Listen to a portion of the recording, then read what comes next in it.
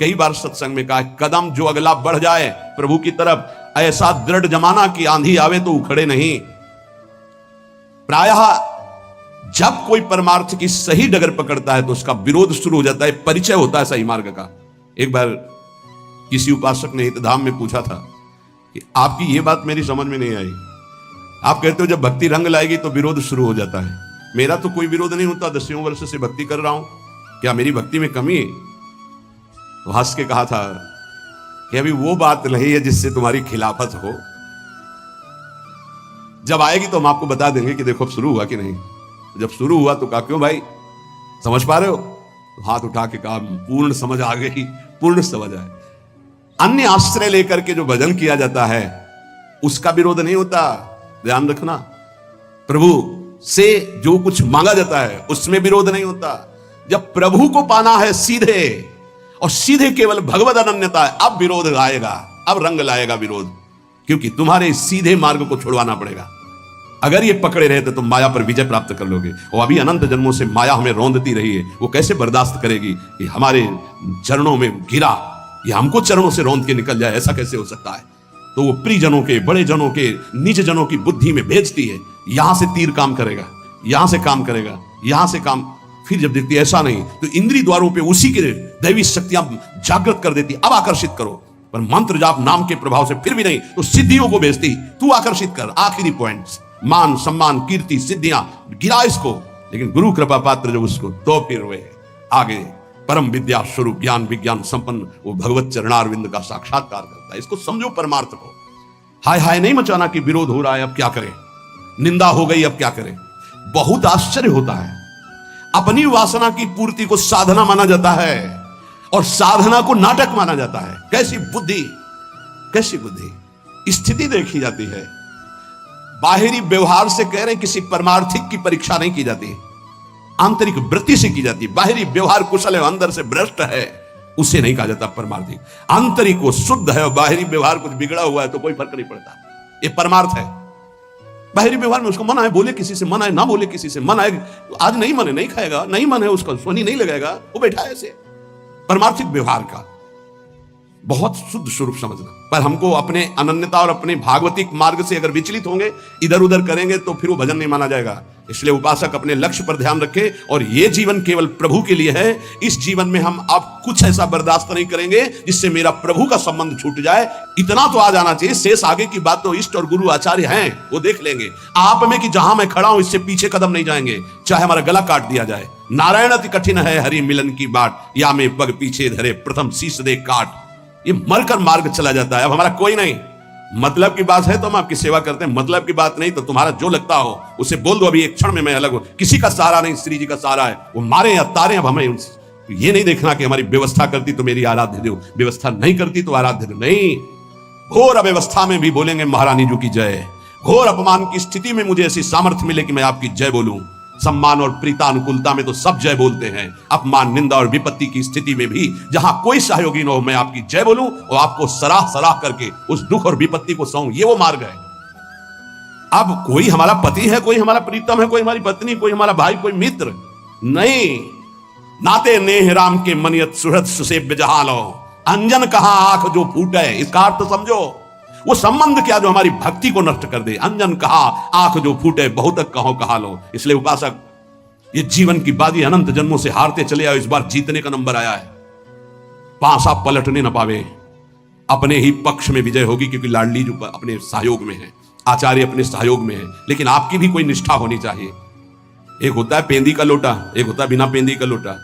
पेंदी का लोटा जहां रख दे वहां अपना स्थान बना लेता है, और बिना पेंदी का लोटा भड़कता रहता है। उपासक बिना पेंदी का लोटा नहीं होना चाहिए। इधर से धक्का मारा उधर चला गया, उधर से धक्का मारा उधर चला गया, नहीं। अब वो ऐसी परिस्थिति है, ऐसा कर परिस्थिति को रॉन्ग करके अपनी स्थिति में रहना, इसी का नाम उपासना है। शब्द को याद करो, परिस्थितियों को रॉन्ग करके स्थिति में रहना, उसी तभी तो तुम्हारी बहादुरी है। परिस्थिति में डाउन हो गए, गिर गए, फिसल गए, परिस्थिति में रौंद दिए गए तो फिर क्या है, फिर पढ़ाई करो। पता नहीं किस जन्म में परीक्षा में पास होंगे। ये होगी परीक्षा, हमारे हो तो बस इस हमारे पन में बाधा नहीं पड़नी चाहिए। तुम गाली भी दोगे तो बर्दाश्त हो जाएगा, जैसे अपना छोटा बच्चा। हमारे पन में फर्क नहीं पड़ना चाहिए। ये अपनापन, हमारापन स्वामिनी जी के प्रति यदि हम पहुंचा दिए तो अवगुण करे समुद्र सम गणत न अपनो, जाना आपका काम बन जाएगा। ऐसा ना सोचो कि उपासना में परीक्षा नहीं आएगी। वासना की, शरीर संबंधियों की, ये सब परीक्षाएं आएंगी। बार बार स्त्री, बार बार पुरुष बनते हुए भटक रहा हूं, कौन रोक पा रहा है?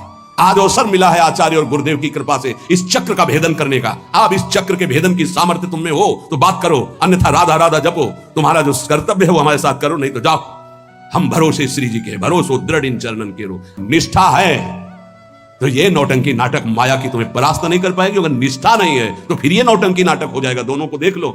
अगर निष्ठावान है तो भक्ति रंग ले आएगी। जितने भक्त चरित्र पढ़ते हो, क्यों पढ़ते हो? इसी बात के लिए पढ़ते कि हमारे आचार्य गुरुजन महापुरुष जन कैसे निष्ठा वाले थे, हमको वैसे ही चलना है। वाह वाह, चरित्र सुन के तालियां बजा दी, आनंदित हो गए, कितने महान भक्त। लेकिन आपका चरित्र क्या है? आपकी निष्ठा क्या है? प्रभु के प्रति आपका समर्पण क्या है? यह बहुत बात समझने की है। अगर हमारे प्रभु वनवास में हैं, सियाजू को सब सुविधाओं के लिए दोनों तरफ से प्रार्थना की गई, कभी जनकपुर में रह लेना, कभी महाराज, तो दशरथ जी के प्राण बच जाएंगे और हम सब आपको देख देख कर 14 वर्ष तक जी लेंगे कि सियाजू है मानो राम जी हैं। उन्होंने कहा कैसी बातें करते हो? क्या शरीर से छाया को अलग किया जा सकता है? क्या देह से प्राण को अलग किया जा सकता है? ऐसे राम से सिया अलग नहीं हो सकता। ऐसी हमारी भक्ति होनी चाहिए। जुगल सरकार से हमारा जो संबंध है उस पर फर्क नहीं पड़ना चाहिए, उससे बढ़कर नहीं हो। जिन्होंने इस संबंध को स्वीकार नहीं किया वो पहुंच गए जहां थे उससे नीचे। बिल्कुल होश में हो जाइए, सबसे कह रहा हूं, होश में हो जाइए। ये जो कृपा बरस रही सिर्फ अहेतुकी है, आपको लेकर किसी गुणाभिमान के कारण नहीं है। आपको लगता हो कि हम कुछ हैं इसलिए श्री जी हमें प्यार करती हैं, कुछ नहीं हो। तुम माइनस पे हो, प्लस जीरो में नहीं आएंगे, माइनस आओगे, प्लस में नहीं आ सकते। आप ही नहीं, हम सब। अगर कुछ है तो उनकी कृपा से है। अगर जितनी बिगाड़ है वो मेरी तरफ से है, पक्का समझ लीजिए। जितना दुलार मिल रहा है, हमें लगता है अगर ऐसा दुलार मिले तो प्रियाजू के दुलार को पहचानने में देर ना लगे। केवल उदर पोषण, वस्त्र और वास के लिए पूरा जीवन मेहनत करते हैं, लेबरी करते हैं, रिक्शा चलाते हैं और परिवार को अन्न और वस्त्र और वास की पूरी सुव्यवस्थित व्यवस्था नहीं हो पाती। इसलिए ये जीवन श्री जी को दे दिया तो दे दिया। केवल हमारी महारानी जो आश्रय रहेंगी, रुपया नहीं, व्यवहार नहीं, धन नहीं, पति नहीं, पुत्र नहीं, परिवार नहीं, कोई संबंध नहीं। सब संबंध का निर्वाह प्रिया प्रीतम के भाव से करेंगे। प्रिया प्रीतम के भाव में ठेस पहुंचेगी तो हर संबंध को स्वाहा कर देंगे प्रभु के चरणारविंद की तरफ। अगर ऐसी निष्ठा नहीं है तो भाग जाओ, संसार में भाग जाओ। निष्ठावान ही इस मार्ग में आगे बढ़ सकता है, बढ़ नहीं पाओगे। जिसके अंदर ये है ना, प्रियाजू से बढ़कर कोई है तुम्हारे इस संसार में, तो अभी या तो सुधर जाओ या भाग जाओ। इस मार्ग में चलने के लिए पूरा जीवन समर्पित करके, और यह कभी नहीं देखा गया कि स्थिति क्या आ रही है। जैसी भी स्थिति है मैं राजी हूं, आप राजी हो ना, मैं राजी हूं। ये जीवन आपको दे दिया, आप जो मनावे सो करो, जो होली खेलो सो खेलो। ये आपका जीवन, चलेंगे तो राधा राधा कह के कदम आगे आपकी तरफ बढ़ेंगे। अब आप देखो कौन घसीटता है, कौन पीटता है, कौन पूजता है, कौन अपमान करता है। ये आपका विषय, मेरा विषय सिर्फ आप हैं। ये रोज सत्संग मिल रहा है आपको, ये कुछ दिनों के लिए सौभाग्य है, ध्यान रखना। जिस दिन श्री जी ने चाहा उसी दिन ये बंद हो जाएगा, चाहे शरीर रहे या न रहे, इसका कोई मतलब नहीं। अपने हृदय को देखो, बुरा जो देखन मैं चला, बुरा न मिलिया कोई, जो दिल खोजूं आपनो तो मुझसे बुरा ना कोई। इसलिए बहुत सावधान, निरंतर नाम जपने का अभ्यास कीजिए। जो गुरु कृपा, इष्ट कृपा है, उसको अपने हृदय में रखिए कि ये आपकी कमाई नहीं है, ये धरोहर दी गई है। अगर आप इसकी अपमान वृत्ति, अवमानना करेंगे, जो अवहेलना करेंगे, तो ये गायब हो जाएगी। ध्यान रखो, जिस दिन गायब हो गई उसी दिन संसारी हो जाओगे। शब्द याद कर लो, घोर संसारी। डट के भजन नहीं करोगे, शरीर से सेवा नहीं करोगे तो बुद्धि भ्रष्ट हो जाएगी और इनका दंड मिलेगा। जब पूरा भगवदाकार जीवन होता है तब ये बात बचती है। आप भगवान के मार्ग के पति के केवल उतना अधिकार है, 5 गृहस्थों के यहां जाओ, एक एक रोटी मांग के खाओ और गुजारा करो, खूब नाम जप करो, भजन करो। एक ये वृत्ति। एक है भगवत सहारे बैठे, जो आ गया सब मिल बांट करके पा लेते, राधा राधा। एक ये वृत्ति है, वो माधुकरी वृत्ति है, आकाश। एक है कि पड़ा हूं, चेष्टा भी नहीं करूंगा, अजगर वृत्ति, वो अद्भुत जनों की होती है। एक वृत्ति में रहो। यहां एक वृत्ति है, आकाश वृत्ति। अधिकतर इसी आकाश वृत्ति का सेवन पूरे जीवन में किया है। मेरे प्रभु जो मेरे सामने भेज देंगे उसकी व्यवस्था होगी। याचना नहीं, कोई फीस नहीं, किसी से किसी भी तरह का कोई इशारा नहीं। अगर कोई इशारा करता है तो दंडनीय अपराध है हमारे यहाँ। इशारा भी नहीं कर सकते, ये केवल आकाश वृत्ति। आकाश वृत्ति भगवत आश्रय, 100 रुपये आ जाएगा, उसके अनुसार काम होगा। 4 रोटी होंगी तो एक एक टुकड़े बांट करके खा लेंगे, राधा राधा रटेंगे, मांगेंगे नहीं किसी से। इसमें किसी का टैक्स नहीं, कोई फीस नहीं, कोई इसमें हमारा प्रतिग्रह नहीं है, मेरे स्वामिनी के द्वारा भरण पोषण। ये जो आपको मिल रहा है भिक्षान्न से भी पवित्र है, क्योंकि आकाश वृत्ति के द्वारा मिल रहा है। और ये जो आप वृत्ति को सोचते हैं आप, बहुत कठिन है भगवत मार्ग की डगर। बढ़िया अवसर मिल गया, समय बहुत आगे बढ़ चुका है। अपने जीवन में निष्ठा आपको दिखानी पड़ेगी। ये मत समझो कि खा पी के एड़ा के समय व्यतीत कर रहे हैं, नहीं। प्रश्न आएगा सालाना, और क्षमा ही हल्का होगा, सालाना बहुत गहरा होगा। और अगर 10-12 वर्ष हो गए तो फिर फाइनल का जो प्रश्न होगा वो सिद्धावस्था की तरफ ले जाने वाला होगा। फाइनल में जानते हो कैसा प्रश्न आता है? हाई क्वालिटी का भोग। शब्द समझ लो, जीवन में जो सोच तुमने की होगी, कल्पना, उस कोटि का भोग आएगा तुम्हारे पास। भोगो, फ्री भोगो, कोई संकोच नहीं, कोई भय नहीं, कोई नियम नहीं, कोई मर्यादा नहीं। क्या चाहिए तुम्हें? ये आखिरी है तुम्हारा। अब लगा कि भगवान तो मिल ही जाएंगे यार, आज नहीं तो कल मिल जाएंगे। ये जो एकदम ऑफर आया है, इसको तो स्वीकार कर लेते हैं। नहीं, ये 12 वर्ष वाला फाइनल का प्रश्न है, तुरंत भूमिका बदलेगी। अगर आप जीत गए तो तुरंत अध्यात्म की भूमिका बदलेगी और आप ऊपर उठ जाएंगे। पर प्रायः जो गुरु कृपा पात्र नहीं है, वो ऐसी जगह फेल हो जाता है, वो ऐसा धम्म से गिरता है कि दोबारा चढ़ना मुश्किल हो जाता है। आ सकती है, जा नहीं सकती, आ सकती है, जा नहीं सकती। स्त्री में आ सकती, पुरुष में आ सकती, भोगों में आ सकती, आ सकती है, जा नहीं सकती। इसलिए साधक सावधान। हमारा केवल एक लक्ष्य प्रियालाल। चाहे अब जो कुछ हो जाए, कदम पीछे नहीं। चाहे निंदा हो, स्तुति हो, भूखों मरूं, कुछ भी हो, अब हमारा जीवन केवल प्रियालाल के लिए। इसमें कोई बाधा करे तो सर्वस्व त्याग करके खड़ा हो जाए मार्ग में। विश्वास अगर है दृढ़, ये तो क्या है जो आंतरिक, जिस महल में वास मिला हो बड़े बड़े ऋषि मुनियों के लिए दुर्लभ है। इसलिए ये हरिवंश बल से कह रहा हूं, ये गुरुदेव के बल से कह रहा हूं, ये अपनी निष्ठा में फिसलना मत। हम नीच हैं, अदम हैं, पर स्वामिनी जी के हैं, बस। इसलिए चल जाओ ठीक से श्री जी की तरफ और श्री जी को प्राप्त हो जाओ। होना ही पड़ेगा, नहीं तो रोना ही पड़ेगा। और इस रोने के आंसू पूछने वाला नहीं मिलेगा जब परमार्थ से भ्रष्ट होकर कोई रोता है। इसलिए आप चलो, अब लो नशानी अब ना नशइयो। आज तक जो हुआ राधा राधा, अब आगे हमारे जीवन का लक्ष्य केवल लाडली जो है। ये बात समझ लो, हमारे जीवन में अब कुछ भी घटे, श्री जी के सिवा हमारा कोई नहीं है। यह शब्द बोलना पड़ेगा आपको, ये हृदय में तुम्हें उतारना पड़ेगा और इस कसौटी में तुम्हें पास होना पड़ेगा कि श्री जी के सिवा हमारा कोई नहीं। अब इसको आप कितने वर्षों में दिखा पाते हैं? ये जिस दिन दिखा दोगे उसी दिन अवस्था आ जाएगी, जिस अवस्था के लिए हम तड़प रहे हैं कि हम प्रियाजू के लिए रोएं, प्रियाजू हमारे मानस पटल पर छा जाए। राधा वल्लभ लाल। बहुत सावधान, बहुत सावधान। आप बच्चे नहीं हो, आप लोग, आप लोगों को हित अहित का ज्ञान होना चाहिए। इंद्रियों की मांग को अपनी मांग मानना, मन की विलासता को अपनी मानना, यह आपको बांध देगा, प्रकृति में बांध देगा, माया में बांध देगा। भागना पड़ेगा, संसार स्वीकार करना पड़ेगा, गिरना पड़ेगा। इस बात को अंदर से समझिए।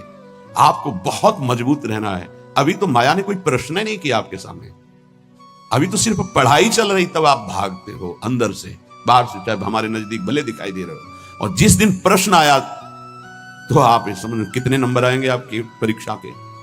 पहले ही आप मांग कर रहे हो जगत की, तो जब प्रश्न आएगा कि एक तरफ जगत का आकर्षण, एक तरफ प्रभु का आकर्षण, तो आप उत्तर क्या दे पाओगे? क्योंकि पहले ही जगत का आकर्षण है, इसी को तो मिटाना है।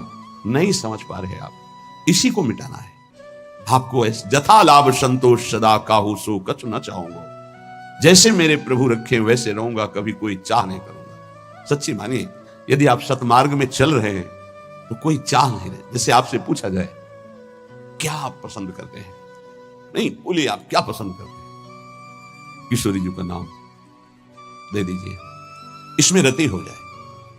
नहीं वैसे क्या पसंद करते हैं? किशोरी जी का धाम, दिव्य वृंदावन मेरे नेत्रों में झलकने लगे, दे दीजिए आप। इनके शिवा आपकी हृदय की मांग आपको फंसा देगी। इस शब्दों को पकड़ लीजिए, सत्संग के शब्दों को आप नहीं पकड़ते।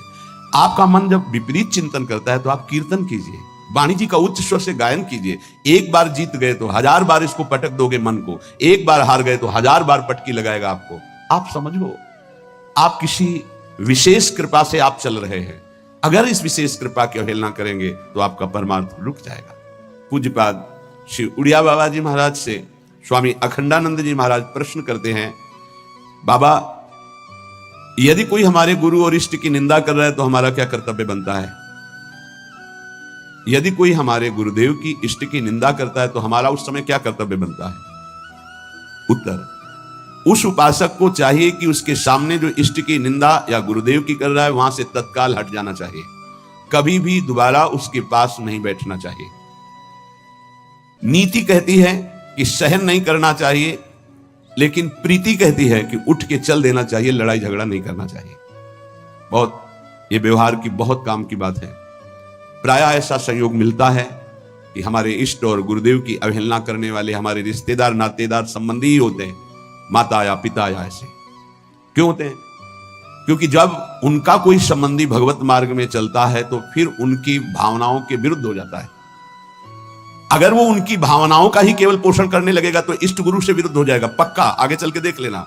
और जब इष्ट गुरु की भावना में वो पुष्ट होता है तो उनकी लौकिक भावनाओं को वो कुछ भी नहीं गिनता। अब उनको लगता है कि ये जो हमारा पुत्र है या पुत्री है या पत्नी है या परिवार का सदस्य है, कितना हमें प्यार करता था, ये जब से गुरु जी से मिला, जब से उपासना में आया, तब से ऐसा हुआ। तो उसकी गुरु के प्रति, इष्ट के प्रति भी निष्ठा नहीं रहती, भक्ति नहीं रहती, और उसी के अंदर से माया निंदा करवाने लगती, बहुत प्रियजनों के द्वारा। अब वहां क्या हमारा कर्तव्य है? हमको पास नहीं बैठना, हमको उनका विरोध नहीं करना। बाबा कहते हैं नीति तो आदेश करती है सहन ना करने की बात। संत शंभुश्री पद अपवादा कही सुनी तहा अस मर्यादा काटी जीव तासु जो बसाई, नीति कहती। लेकिन बाबा कह रहे हैं, भक्ति कहती, प्रीति कहती है कि हमको क्रोध नहीं करना, हमको वैर नहीं करना, बदला लेने की भावना नहीं करना, और ना हमको सुनना है।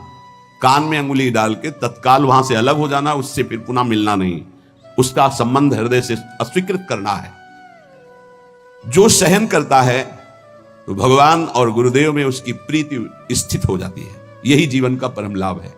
दूर का कोई करे तो चलेगा, बिल्कुल पास का करेगा, नजदीक एकदम विरोध शुरू होगा, बिल्कुल नजदीक शुरू होगा।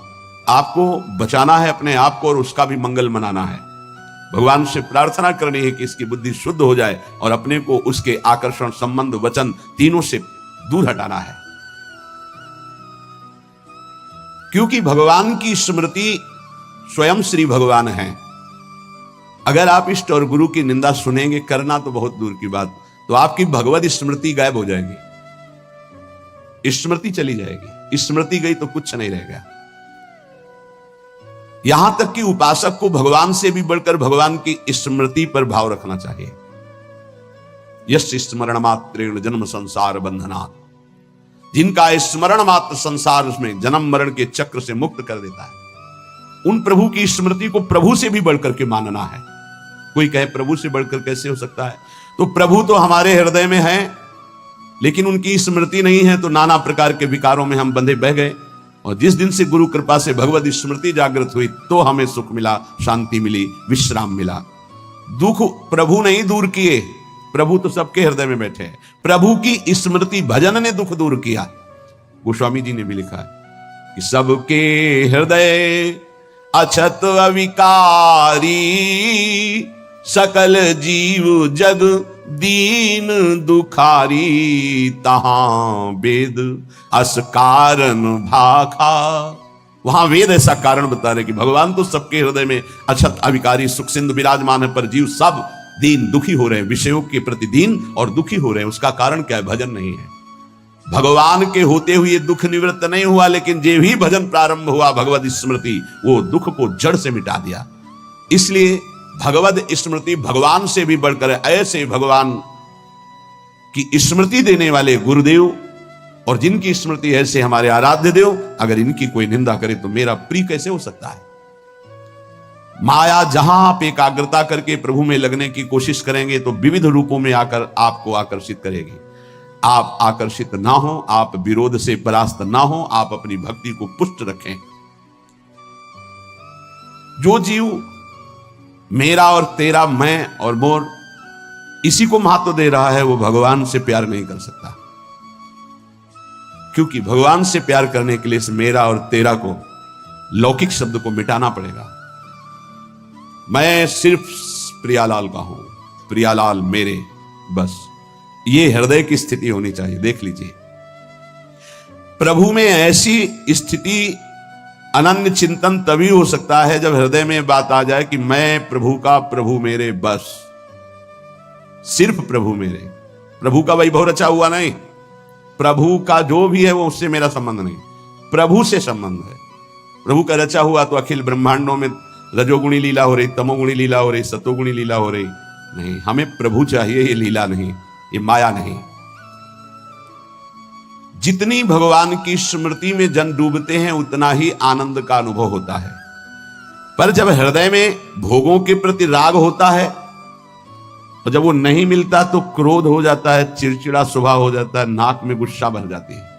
ये उपासक सावधान इस वृत्ति से। नहीं, अगला इसका जो कदम है उसका नाम है भय। राग भोगों का, बराबर भोग तुम्हें मिलते रहे ऐसा सृष्टि में कभी किसी को नहीं होता।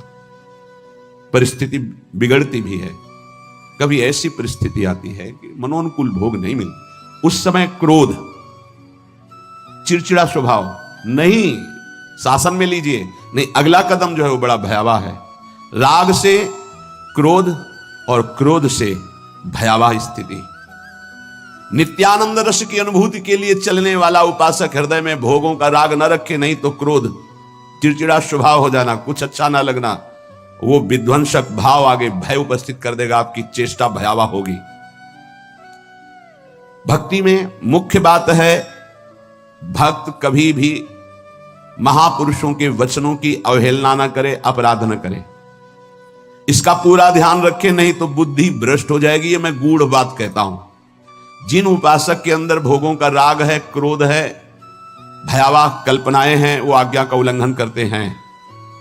अगर आज्ञा पर चलोगे तो कभी माया आपको परास्त नहीं कर पाएगी। साधन भक्ति, जब सिद्धा भक्ति में फिर निश्चिंतता आती है, निर्भयता आती है, निशोक आता है। साधन भक्ति में साधक को बहुत सावधान रहना है।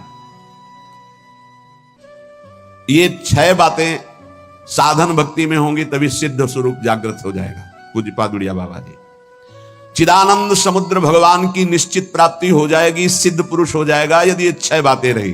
पहले, भारी से भारी आपके प्रति कोई अपराध कर दे तो उसे क्षमा करने की आपके अंदर वृत्ति होनी चाहिए। क्रोध करके उसको मानसिक संकल्प करके दंड देना या शारीरिक दंड देना या समुदाय से दंड दिलाना, किसी भी प्रकार का ऐसा भाव नहीं होना चाहिए। जैसे आप भजन करते हैं, आपके मन में संकल्प बना कि तुमने हमारा अपमान किया है, तुम्हें भगवान देख लेंगे, भोगोगे, तो यदि भजन बल है तो लागू हो जाएगा उस पर और वो कष्ट भोगेगा पक्का। लेकिन वो तो कष्ट भोगेगा शारीरिक, पर आप खाली हो गए और अब भजन की वो वृत्ति आएगी नहीं, क्योंकि आप सिद्धांत से गिर गए। या आप शारीरिक बलवान हैं, आपने उसको पीट दिया तो आपका भजन बल क्षीण हो जाएगा, आपका मार्ग अवरुद्ध हो जाएगा।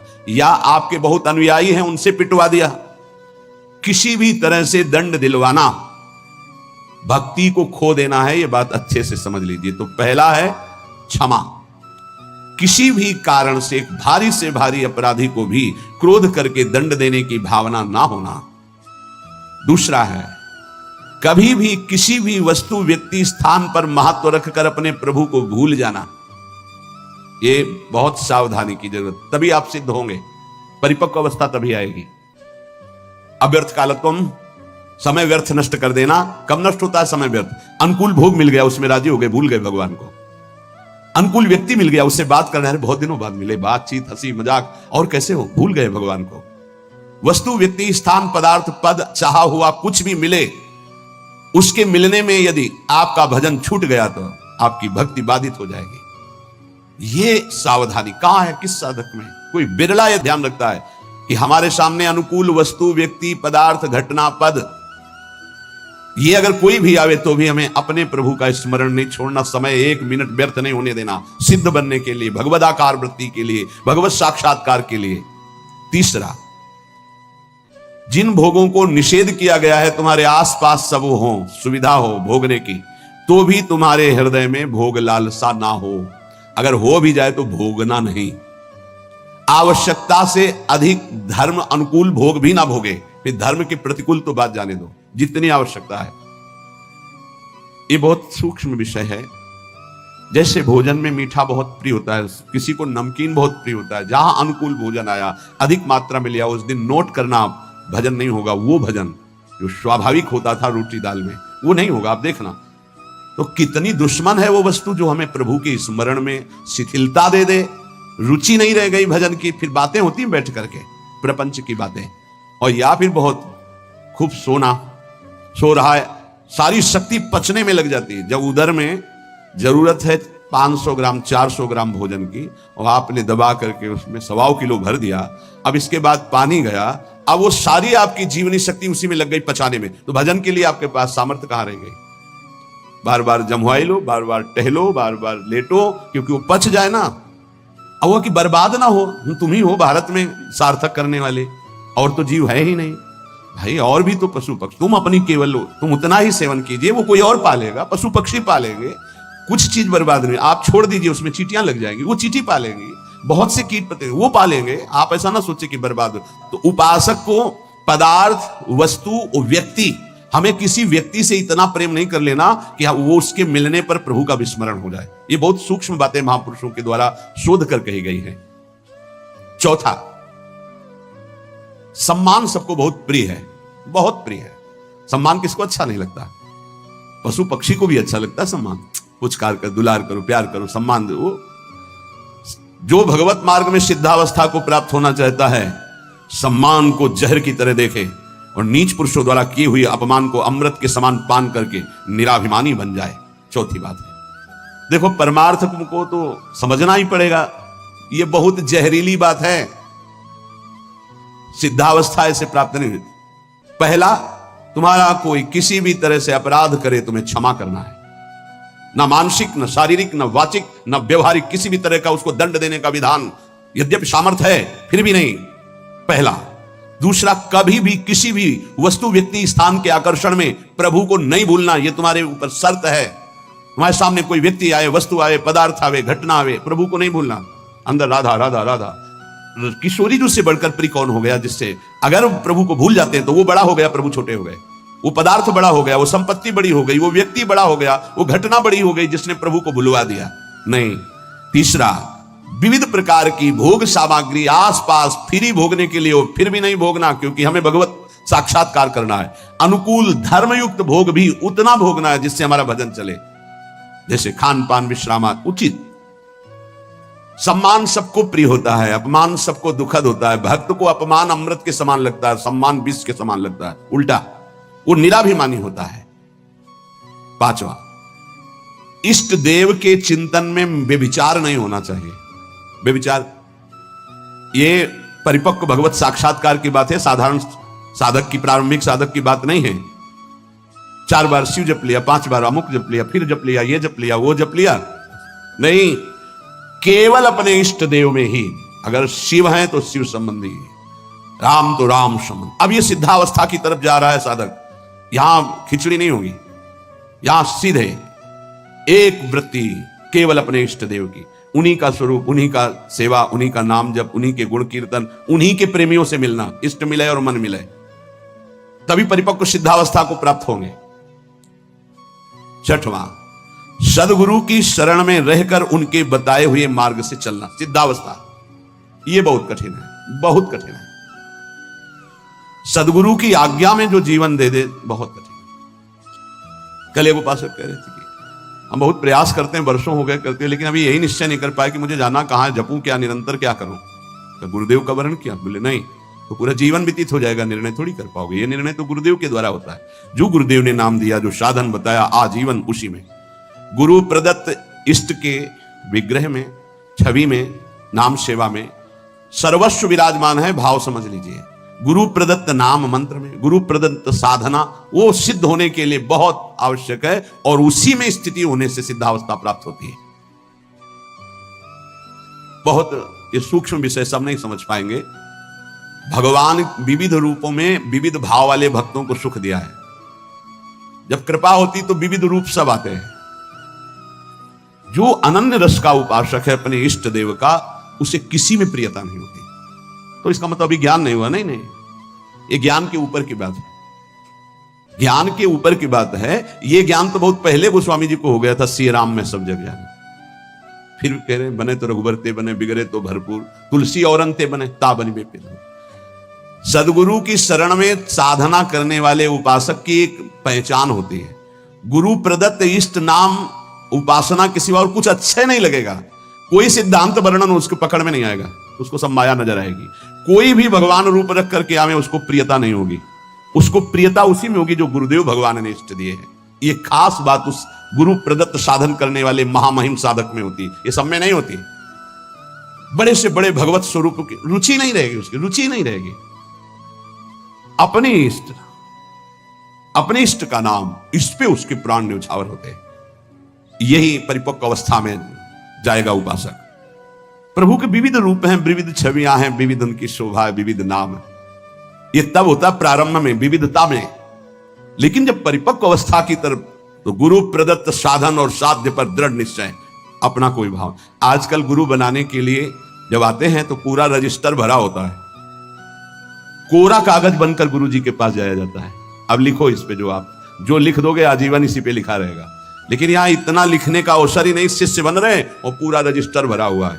हम तो ये करते हैं, हम तो ये करते हैं, हम वही कैसे, हमारा ये सिद्धांत, हमारे ना कोई आग्रह ना कोई भाव, ये रखा है हृदय हमारा, जो आप चाहो इस पे डाल दो, वही जीवन भर ऐसे शिष्य बना जाता है। सब अपनी भावनाएं हटाकर गुरुदेव के चरणों में। अब आप जो, ये नया जन्म हमारा है गुरु दीक्षा का, आप जो आज्ञा करेंगे वैसे ही हम चलेंगे। एक अबोध बच्चे की तरह गुरुदेव के चरणों में समर्पण, अबोध बच्चे की, मुझे कुछ पता नहीं, जैसा आप कहें वैसा मैं चलूं।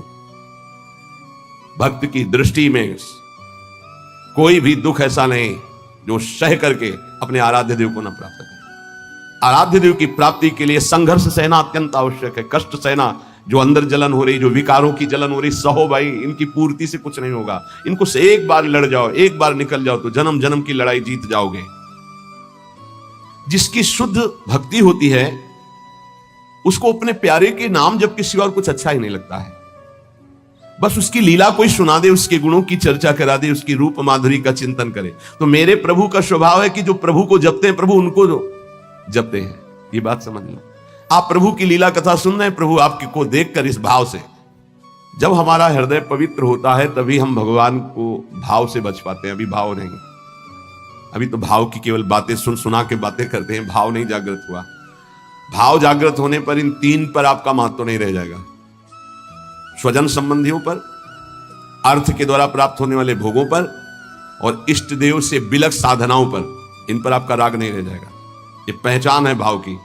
आराध्य देव पर ही केवल, जैसे गोस्वामी जी कहते, बने तो रघुबर ते बने, बिगड़े तो भरपूर, तुलसी औरन ते बने, ता बनबे पे धूर। जब तक नाशवान पदार्थों में महत्व रहेगा, ये जो श्लोक है कि जिस प्रकार से भक्त मेरी शरण में आता है, मेरा भजन करता है, मैं वैसे ही उसका भजन करता हूं। नाशवान पदार्थों का महत्व देने से हमारा मन अपवित्र हो जाता है। नाशवान पदार्थों के भोगने से हमारी इंद्रियां और तन अपवित्र हो जाता है, हमारे कर्म अपवित्र हो जाते हैं। तो जन्म निश्चित हो गया अगला।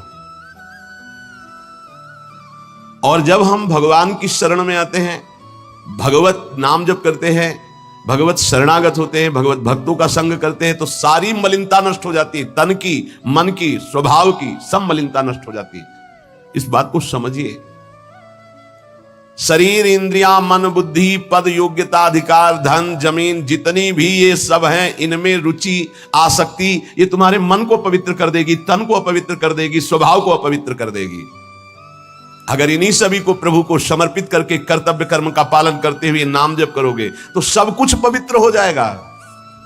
जैसे जड़ मिठाई कभी ऐसे लगाने वाली नहीं होती, लेकिन जब प्रभु को अर्पित करते हैं तो प्रसाद हो जाती है। मांग करके किनका मिलता है तो बड़ा आनंद का अनुभव होता है, मेरे प्रभु का प्रसाद है। ऐसे ही शरीर, इंद्रिया, मन, बुद्धि, पद, योग्यता, अधिकार, धन, जमीन, जो कुछ भी है उसे प्रभु को अर्पित करके अपने कर्तव्य का पालन करते हुए जो नाम जप करता है, उसका तन पवित्र, उसका मन पवित्र, उसका स्वभाव पवित्र, उसकी सब वस्तुएं पवित्र हो जाती है।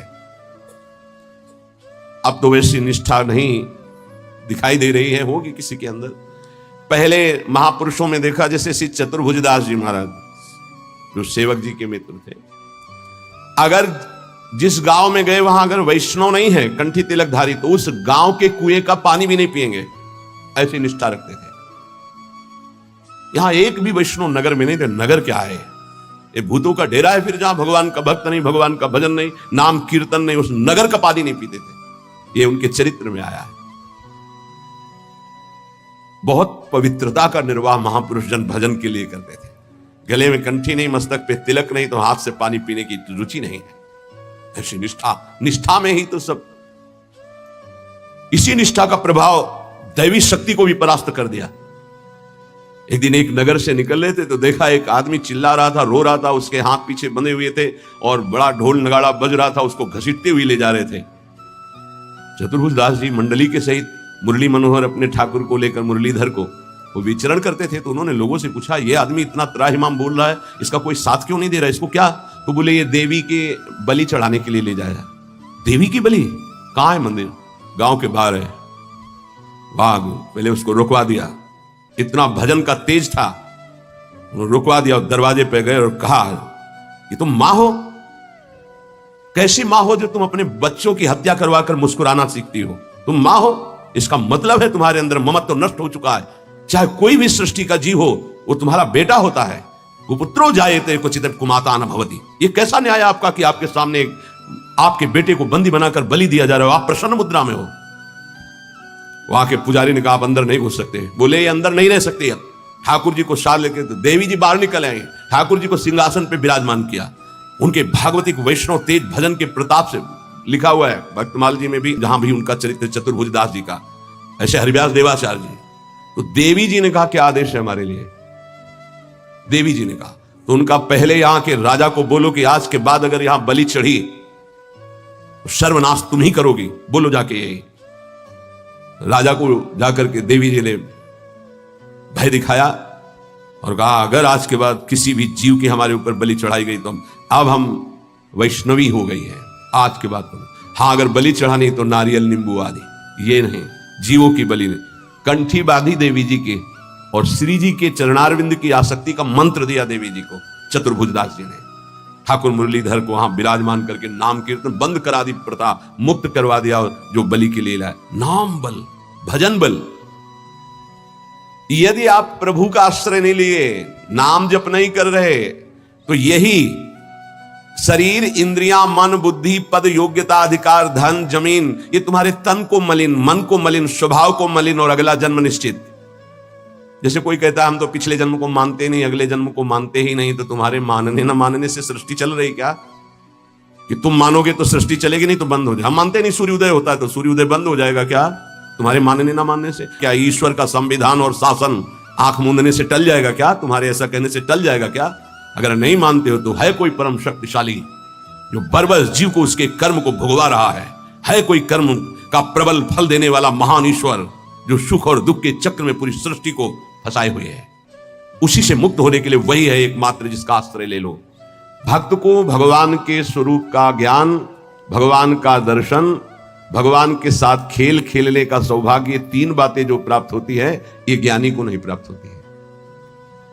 भगवान के प्रेम स्वरूप, भगवान का दर्शन, संभाषण और भगवान के साथ खेलना, ये नहीं, ये बड़ी दुर्लभ बात भक्ति से प्राप्त होती है। इसलिए सर्वोपरि भक्ति।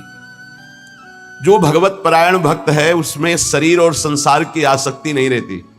देख लो, शरीर और संसार की आसक्ति नहीं रहती। इस भगवत परायणता के लिए हठ पूर्वक बहुत नाम जपा जाए तब ये जागृत होती भगवत परायणता।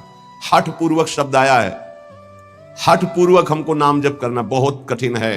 नाम जप करना, बातें बना लेना अलग बात है, नाम जप करना बहुत कठिन है।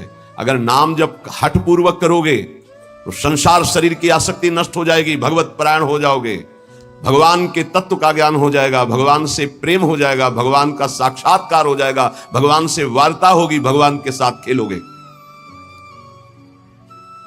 जब भगवत परायणता जागृत होती है तो कुत्ता, गधा, चांडाल जहां दृष्टि जाती है वहां श्री कृष्ण दिखाई देते हैं। विद्या विनय संपन्ने ब्राह्मणे गविहस्तनी स्वनी च सुपाके चा पंडिता समदर्शिना, ये तत्व बोध हो जाता है भक्त को, क्योंकि उसकी दृष्टि भगवत स्वरूप हो गई तो पूरी सृष्टि भगवत स्वरूप हो गई। किसकी? जो हठ पूर्वक नाम जप करता है। हठ पूर्वक मतलब स्वाद नहीं मिल रहा, कोई रुचि नहीं, पर गुरुदेव ने कहा इसलिए मुझे जप करना ही है। जब बिना किसी प्रयास के भगवत स्मरण चलने लगे, बिना कोई अटकल लगाए कि अरे सब में भगवान है और भगवान दिखने लगे, तो समझ लेना चाहिए कि अब हमारा कार्य पूरा हो गया है। सर्वत जैसे साधक देखेगा तो पहले स्त्री पुरुष दिखाई देगा, फिर भावना करेगा कि इसमें श्री भगवान है, लेकिन परिपक्व जब हो जाएगा तो ये ढांचे नहीं दिखाई देंगे, केवल भगवान दिखाई देंगे। साधक हठपूर्वक भजन करता है, लेकिन जब परिपक्व अवस्था आती है तो भजन करना, सोचो कितना आनंद होगा। भजन करना नहीं पड़ रहा, स्वाभाविक भजन हो रहा है, स्वाभाविक स्मरण हो रहा है। देखो, जल जड़ है, जल तत्व जड़ है, पर इस जल में जब रगड़ पैदा की जाती है तो बिजली पैदा हो जाती है। इसी प्रकार जो भक्त इस जड़ जिह्वा में नाम की रगड़ पैदा करते हैं तो इसे आध्यात्मिक अग्नि पैदा हो जाती है। यही सब पापों को भस्म करके, संचित कर्म को भस्म करके ये भगवत प्राप्ति कराती है, ये समस्त विकारों पर विजय प्राप्त कराते हैं। जड़ जिह्वा पे जैसे बिजली घर्षण के द्वारा पैदा होती है, जल में जल का परस्पर घर्षण होता है, उससे बिजली पैदा हो जाती है। ऐसे जिह्वा और नाम का घर्षण होता है तो एक आध्यात्मिक शक्ति पैदा होती है जो समस्त कामनाओं पर विजय प्राप्त कराती है, जो माया को पराजित करके भगवत साक्षात्कार कराती है। पकड़ो भाई, बात को पकड़ो। हमारा मन जो चाहता है वो करवा लेता, हमें सामर्थ्य नहीं, वो सामर्थ्य नहीं। देखो ना बिजली कहां पैदा हुई हो, कहां तक प्रकाश कर रही है। ये बिजली पैदा होने का स्थान थोड़ी है, बिजली तो कहीं और पैदा हुई, लेकिन एक संबंध के कारण वो यहां भी प्रकाशित हो रही है। क्रम से संबंध है तो यहां प्रकाशित हो रही है। ऐसे ही रोम रोम रग रग में अध्यात्म शक्ति का प्रकाश, तो जगत में जो भी उसके सानिध्य में आएगा वो अध्यात्म शक्ति संपन्न हो जाएगा। ये बिजली पैदा करो, बिजली तुम्हारे अंदर वो सामर्थ्य है कि तुम ये आध्यात्मिक शक्ति प्रकाशित कर सकते हो। क्या करो? बोले इस जड़ जिह्वा में नाम को रगड़ो, इसी से बिजली पैदा हो जाएगी। बहुत संघर्ष करता है तब भाव का प्रादुर्भाव हो जाता है। ये यथा माम प्रपद्यन्ते तास तथैव भजाम्यहम मम वर्तमानो वर्तन्ते मनुष्या पार्थ सर्वशा। भक्त भगवान की जिस भाव से, जिस संबंध से उपासना करता है, भगवान वैसा ही दर्शन देते हैं। देख लो, जब जहां जैसा भक्तों ने भाव किया, भगवान वैसी ही लीला की। ऐश्वर्य भाव रखोगे तो ऐश्वर्य दिखाई देंगे, माधुर्य भाव रखोगे तो माधुर्य दिखाई देंगे। भगवान उसी प्रकार से भक्त के अनुभव में आते हैं जो जैसा भगवान के प्रति भाव रखता है। कोई भक्त भगवान को अपना गुरु मानता है तो भगवान श्रेष्ठ गुरु रूप में आ जाते हैं। अगर कोई भगवान को शिष्य मानता है ऐसे संत महात्मा जन जो भगवान को शिष्य मानते हैं, तो भगवान एक श्रेष्ठ शिष्य बन जाते हैं। देखो, संदीपनी जी के शिष्य बने, विश्वामित्र जी के चरण चापे, वशिष्ठ जी के समीप बैठकर शिष्यत्व स्वीकार कर योग वासिष्ठ का प्रवचन सुना। यदि भगवान को माता माना जाए तो भगवान माता रूप में अनुभव देते हैं, भगवान को पिता माना जाए तो भगवान पिता रूप में अनुभव देते हैं, भगवान को पुत्र माना जाए तो भगवान पुत्र रूप में अनुभव। देखो, एक दिन देवर्षि नारद जी दर्शन करने गए नंद महल में, तो देखा मोटी डेहरी बाबा की डेहरी, तो उसको लालजू महाराज लांघना चाहते थे, दरवाजे के बाहर खेलने जाना चाहते थे। अभी खड़े होना ठीक से आया नहीं था, घुटनों के बल चल रहे थे, तो ऐसे चलते हुए घुटनों के बल ऊपर ऐसे देहली के हुए, चरण ऊपर उठ गए, हाथ ऐसे हो गए, अब देहली के बीच में टंगे हुए और रो रहे हैं।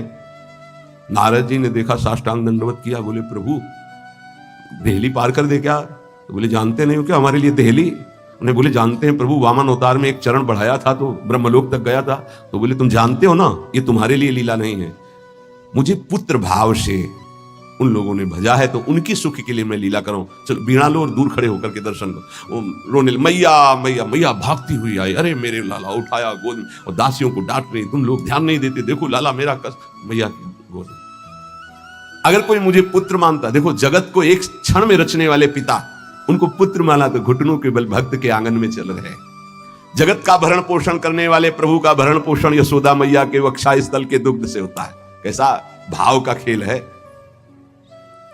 ये, बड़ा सुंदर स्वरूप है। जब यशोदा मैया छड़ी लेकर, बहुत उपद्रवी हो गया है, लालू महाराज ने देखा आज तो पिटेंगे, मैया आवेश में है, ऐसे दोनों हाथ से ऐसे, तो पूरा काजल गाल में, कितनी सुंदर शोभा, विशाल नेत्र है ना, एक बूंद आंसू नहीं, और रोते जा रहे, मैया की तरफ भयचकित देख रहे हैं, दया आ जाए छड़ी ना। कौन है? भ्रकुट टीढ़ी कर दे तो भय को भी भयभीत कर देने वाले प्रभु। ये देखो भाव देश का स्वरूप देखो। अरे छठी के दिन इतनी विशाल पूतना को भी, तो इनके लिए कोई भय है क्या? लेकिन भाव का देखो खेल। मैया ने पुत्र माना तो प्रभु वैसे लीला दर्शा रहे। अरे और तो और बात जाने दो, यदि भगवान को नौकर मान लो तो वो नौकर भी बन जाते हैं। वो कह रहे हैं कि नौकर बनूं हजार। कैसे?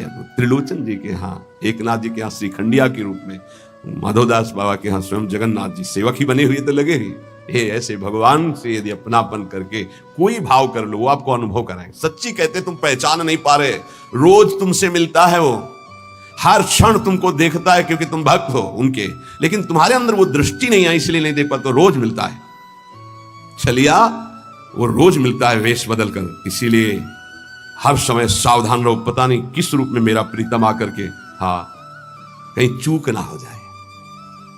त्रिलोचन जी के हृदय में था कोई ऐसा साधु सेवी मिले, क्योंकि मुझे इतना समय नहीं मिलता कि मैं संतों के पास बैठूं, उनके मन की बात पूछूं, फिर वैसा उनकी सेवा करूं। व्यवस्था सब हो जाएगी, कोई ऐसा नौकर नहीं। भक्त के अंदर की कोई भी इच्छा भगवान अधूरी नहीं छोड़ते। मुझे कोई नौकर रख ले, 14 वर्ष की अवस्था, नौ किशोर अवस्था, मलिन वस्त्र धारण किए हुए, फटे पुराने, ऐसे जैसे नौकर धारण करते हैं, सामने से निकले। और जगह बोलते जाके नहीं, केवल त्रिलोचन जी के दरवाजे में बोल सकते हैं ये कि मुझे नौकर रख ले, और किसी की हिम्मत ही नहीं। ब्रह्मा की भी हिम्मत नहीं, ब्रह्मा की भी हिम्मत नहीं कि इनकी तरफ ऐसे भाव से दे, ये भक्तों का खेल है। त्रिलोचन जी आओ आओ, हमें तो जरूरत है एक नौकर की, बस संत सेवा करवाने के लिए। आप क्या कर लेते हो? बोले बचपन से अनाथ हूं, मेरा कोई है नहीं, न माता न पिता न परिवार। तो झूठ भी नहीं बोल रहे, इनका कोई है ही नहीं, यही सब है तो इनका कौन है? बड़ा विचित्र खेल। भगवान शंकर का ब्याह हो रहा है तो साखोच्चार बुलवाया जाता है, पीढ़ी कुल परंपरागत। कहा गया हाँ आप अपने पिता का नाम लीजिए। भगवान शंकर ने कहा हम किसका नाम ले पिता के रूप में? चलो, ब्रह्मा जी की भ्रकुटी से रुद्रावतार होता है, उनका ब्रह्मा जी पिता ब्रह्मा और पितामह अभेद है हरि और हर। तो चलो भगवान हरि की नाभि कमल से ब्रह्मा जी की भ्रकुटी से रुद्रावतार, तो कहा हरि। प्रपितामह बोले शंकर। बाप बाबा के बाप बाबा है, उनके आगे कोई है नहीं तो क्या? बोलो प्रपितामह में शंकर को बोलो। नहीं वो तो पहले बुलवाया है ना आपने, तो बोले पहले भी हमें, बाद में भी हमें, बीच में भी हमें।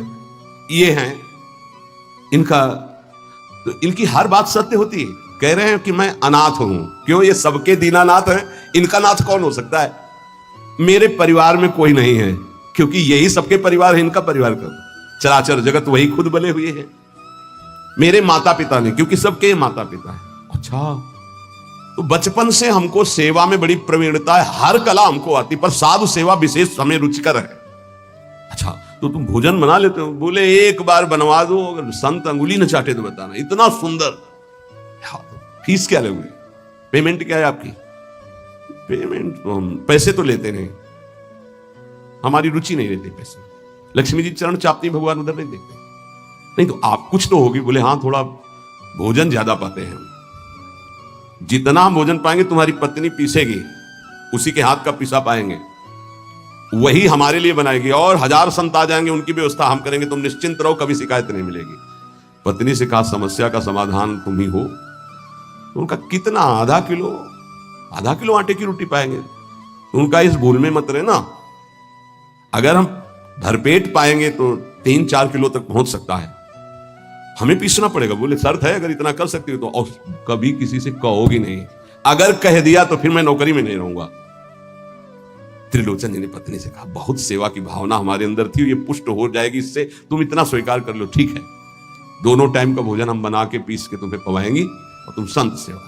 भगवान जैसे किसी के मन में चल रहा है कि आज बढ़िया कढ़ी बनती है ऐसी ऐसी, तो भगवान वैसे ही बना के सबकी सेवा में रत। अब तो वहां संत समाज आती, खूब नाम कीर्तन, खूब कथा। त्रिलोचन जी निहाल हो गए कि मुझे, और नाम पूछा तुम्हारा नाम क्या है? तो बोले अंतर्यामी। अंतर्यामी, जब से अंतर्यामी ये सेवक पधारा तब से जो संत सेवा हुई, मन नाच पड़ा। भगवान को बार बार धन्यवाद देते, प्रभु ऐसा सेवक भेज दिया। ये नहीं समझ पा रहे थे कि जिनको धन्यवाद दे रहे वही है ये। अब सुबह का पीसना 10 बजे तक पीस कर बना के खवाया, बर्तन मांजा, शाम के फिर पीसने का नंबर, क्योंकि उतना ही पाना है। वर्ष भर हो गया, कहीं जाने को नहीं मिला। एक दिन आया कि दोपहर थोड़ा समय में तो निकले, बगल में पड़ोसन मित्र थी उसके, वो गए तो उन्होंने कहा कि बहन बहुत दुबली हो रही हो, कुछ बात तो है ही है, विचित्र चरित्र है। वो यही कहेंगे, कहना नहीं किसी से, पूरी बात ऐसे फैल जाएगी, क्योंकि महाराज ये स्वभाव रखा गया है। महाराज युधिष्ठिर जी ने ये शाप दे दिया। जब सबको अर्घ दान दिया जा रहा था तो माता कुंती ने कहा कि बेटा कर्ण को भी अर्घ दान दे दीजिए, जो पित्त तर्पण आदि के मंत्रों द्वारा, तो उनका उसके कारण ही पूरे वंश का कौरवों के विनाश हो गया। अगर वो साथ ना देता तो कभी हमसे युद्ध ही नहीं होता। ऐसे विपक्षी के लिए आप कैसे बोल दिए कि आप उसको पित्त तर्पण करो इस समय? माता आपकी बुद्धि कैसा निर्णय कर रही है? ऐसे धूर्त को तुम कह रहे हो कि मैं, जो द्रौपदी के लिए गंदे वचन बोला, जिसके बल से बलवान होकर दुर्योधन ने युद्ध किया, न जाने क्या क्या कष्ट सहना पड़ा। तो उनका बेटा तुमसे छुपाया था एक बात है। क्या? वो तुम्हारा बड़ा भाई है। कर्ण मेरा बड़ा भाई? तब उन्होंने कहा मां अगर तुम इतना कह देती तो मैं पैर छूकर जेह्यूस के सामने झुकता तो पूरा बच जाता, राज समाज नहीं मारा जाता, क्योंकि उसी के बल से दुर्योधन बलवान होकर लड़ रहा था। हमें कोई वैर होता ही नहीं। जब कर्ण को हम अपना राज्य दे देते तो दुर्योधन का मित्र ही था, कोई झगड़ा ही नहीं होता। मां ये बात पहले क्यों नहीं बताई? आज से मैं शाप देता हूं, कोई भी विशेष गुप्त बात माताओं के हृदय में ना टिके। संसारिक बात की क्षमता को सह पाना कोई महाभागवत की ही बात है। तो उन्होंने कहा कि कहना नहीं। मैं बोले दीदी तुम विश्वास मानो, कभी कहा है हमने? बोले एक नौकर आया है, बस कहना नहीं। बोले नहीं, किसी से एक नौकर आया है, वो बहुत सेवा करता है पर खाता बहुत है, और उसको बना बना के हम ही को खवाना होता है, इसलिए हम दुबली भी हो गए, तुमसे मिलने भी नहीं आ पाए। लेकिन कहना नहीं, वो चला जाएगा। जब लौट के आई तो हाँ नहीं थे, अंतर्यामी भगवान ने। त्रिलोचन जी तो हाँ अंतर्यामी कहाँ गए? खूब ढूंढा, नहीं मिले, बहुत विकल होके रो रहे थे। उसी समय उसी रूप में भगवान प्रकट हुए। मालिक, अरे अंतर्यामी, जो ही नजदीक जाने की कोशिश तो देखा ललित त्रिभंगी भगवान से। प्रभु आप? बोले मैं ही तो था, तुम क्या समझते तुम्हारा कोई और नौकर था? मैं ही नौकर था। मैं तुम्हारी इच्छा की पूर्ति के लिए स्वयं नौकर बना हुआ। अगर आपका भाव बन जाए भगवान के प्रति तो भगवान नौकर बन जाए। देख लो, जहां अर्जुन जी की पादुकाएं हैं वहां भगवान बैठे हैं, और जहां भगवान की पादुकाएं रखने की चौकी होती वहां भगवान शंकर सनकादि नमन करते हैं। शिव शनकादि जहां वंदना करते हैं, जिनकी चरण रखने की चौकी में, वो भगवान वहां बैठे हैं सारथी पद पे, और रथी रूप में अर्जुन भक्त बैठा है। कैसे? प्रभु तर उतर कभी डार पर है, प्रभु ऐसे बैठे हैं, और सब ऊपर बैठे डाल में बैठे। प्रभु तरुतर कपि डाल पर। देखिए आप, बड़ा विचित्र भगवान का कृपा प्रसाद है। जो भगवान को दोस्त मानता है तो भगवान दोस्त बन जाते हैं। जो भगवान के लिए जितना व्याकुल होता है भगवान उसके लिए उतना व्याकुल होते हैं। भगवान भक्त के बिना तभी नहीं रहते जब भक्त भगवान के बिना नहीं रह सकता। ये ध्यान रखना। आप जी रहे हो अच्छे से, वो छुपे हुए हैं। जिस दिन आप व्याकुल हो जाओगे वो छुप नहीं पाएंगे, वो बड़े प्रेमी हैं, तत्काल आपका साक्षात्कार हो जाएगा। भगवान श्री कृष्ण चंद्र जी कहते हैं मुझे जो जिस भाव से भजता है। देखो अभी क्या भाव से भज रहे हो? अभी भज रहे हो विषय भाव से, भोग भाव से। जिस भाव को आप, तो वही श्री कृष्ण बने हुए। सच्ची बात मान लो, उनके सिवा कोई नहीं बना होगा। वही है, मत्ता परतरम नान्यत किंचित अस्ति धनंजय, किंचन मात्र हे धनंजय, मेरे सिवा कुछ नहीं है। इसलिए आप भगवान से अपनापन कीजिए। जो वस्तु चाहोगे वो बन करके आपके समीप आ जाएंगे। वही है, वस्तु में, व्यक्ति में, स्थान में। देखो वही बनने वाले हैं, वही बनाने वाले हैं। जो वस्तु बनी वही बने हैं, पक्का समझिए। जिस समय हमारा ज्ञान दूर हो जाएगा तो ये बात समझ में आ जाएगी। वही जैसे बछड़ा और सखाओं का अपहरण किया तो सखा भगवान बन गए, उनके कपड़े बन गए, छड़ी छीका बन गए। वैसे ही रंग के बछड़ा, उतने ही बछड़ा, उतनी ही आयु के, ऐसे ही भगवान चराचर जगत बने हुए हैं। इसलिए हमारे अंदर भगवत भाव जागृत हो जाए तो निष्ठापूर्वक नाम जप करें, और तन मन की अपवित्रता को दूर करने के लिए कर्तव्य कर्म, जो हमें कर्तव्य कर्म भगवान की सृष्टि में मिला है उसे करके भगवान को अर्पित करें। खूब भक्ति का आधार श्रद्धा है। ये बहुत हल्की होती है। कपूर ऐसे है ना, बाहर रख दो उड़ जाएगा, उसको पैक करके रखा जाता है। ऐसे गुरु श्रद्धा, इष्ट श्रद्धा, इसे बहुत छुपा के रखा जाता है। जीव देहाभिमानी है, उसको जहां थोड़ा भी गुरु का प्यार प्राप्त हुआ, इष्ट का प्यार बताना शुरू कर दिया। आज स्वप्न में हमने देखा था ऐसा, भगवान आए थे, ऐसा आए थे, वैसा। हमको तो ऐसा अनुभव गया, जैसे कपूर को बाहर रखो उड़ गया, खत्म। अब देखना तुम्हारे स्वप्न में क्या आता है। अब देखना तुमको कैसा गुरु प्रेम अनुभव में आता है। राग द्वेष उत्पन्न हो जाएगा। श्रद्धा ही भक्ति का आधार है। अपने आराध्य देव की श्रद्धा को गुप्त रखा जाता है। जितना गुप्त रखोगे उतना बढ़ेगी, जितना प्रकाशित कर दोगे उतनी खत्म हो जाएगी। ये बिल्कुल गांठ बांध लो। इस आराध्य देव गुरुदेव संबंधी प्रीति को प्रकाशित नहीं किया जाता, उसको छुपाया जाता है। आपको गुरुदेव बहुत प्यार करते हैं ऐसा लगता है, ये तो आपकी पावन दृष्टि है, मैं अधम उनके लायक कहां हूं। हाँ, इतना जरूर है कि उनके सिवा कोई है नहीं। ऐसे आराध्य देव इष्ट देव के बाद इतनी उनकी कृपा का बार बार अंतर में स्मरण, तो वो बोलना नहीं, अगर बोल दिया तो वहीं से आप देख लेना, स्मरण खत्म हो जाएगा, वो प्रभाव खत्म हो जाएगा, स्वप्न आना खत्म हो जाएगा। आपकी जागृत अवस्था में वो चिंतन वृत्ति नहीं रहेगी, चाहे इष्ट की हो या गुरुदेव की। आगे बहुत महिमा की बात कर रहे हैं। श्रद्धा दो प्रकार की होती है, एक जड़ श्रद्धा, एक विचार युक्त श्रद्धा। जड़ श्रद्धा में बहुत जल्दी भगवत प्राप्ति होती है। हमें कुछ पता नहीं संसार क्या है, कुछ पता नहीं स्वरूप क्या है, हमें कुछ नहीं जानना कि ज्ञान मार्ग क्या है, कर्म योग मार्ग क्या है, या अमुक अमुक, मुझे कुछ नहीं जानना। नहीं तो क्या, बस मेरी प्रिया जो, इसे जड़ श्रद्धा कहते हैं। कुछ नहीं जानना हमको, हमारी श्यामा जो, राधा राधा राधा राधा बोले, इनको बहुत जल्दी भगवत प्राप्ति होती है, क्योंकि बहुत विचित्र बुद्धि का विलास है। विद्वता आ जाए तो बहुत खतरा है, ज्यादा जानकारी, ज्यादा विद्वता खतरा है, वो संसार में फंसा देंगे।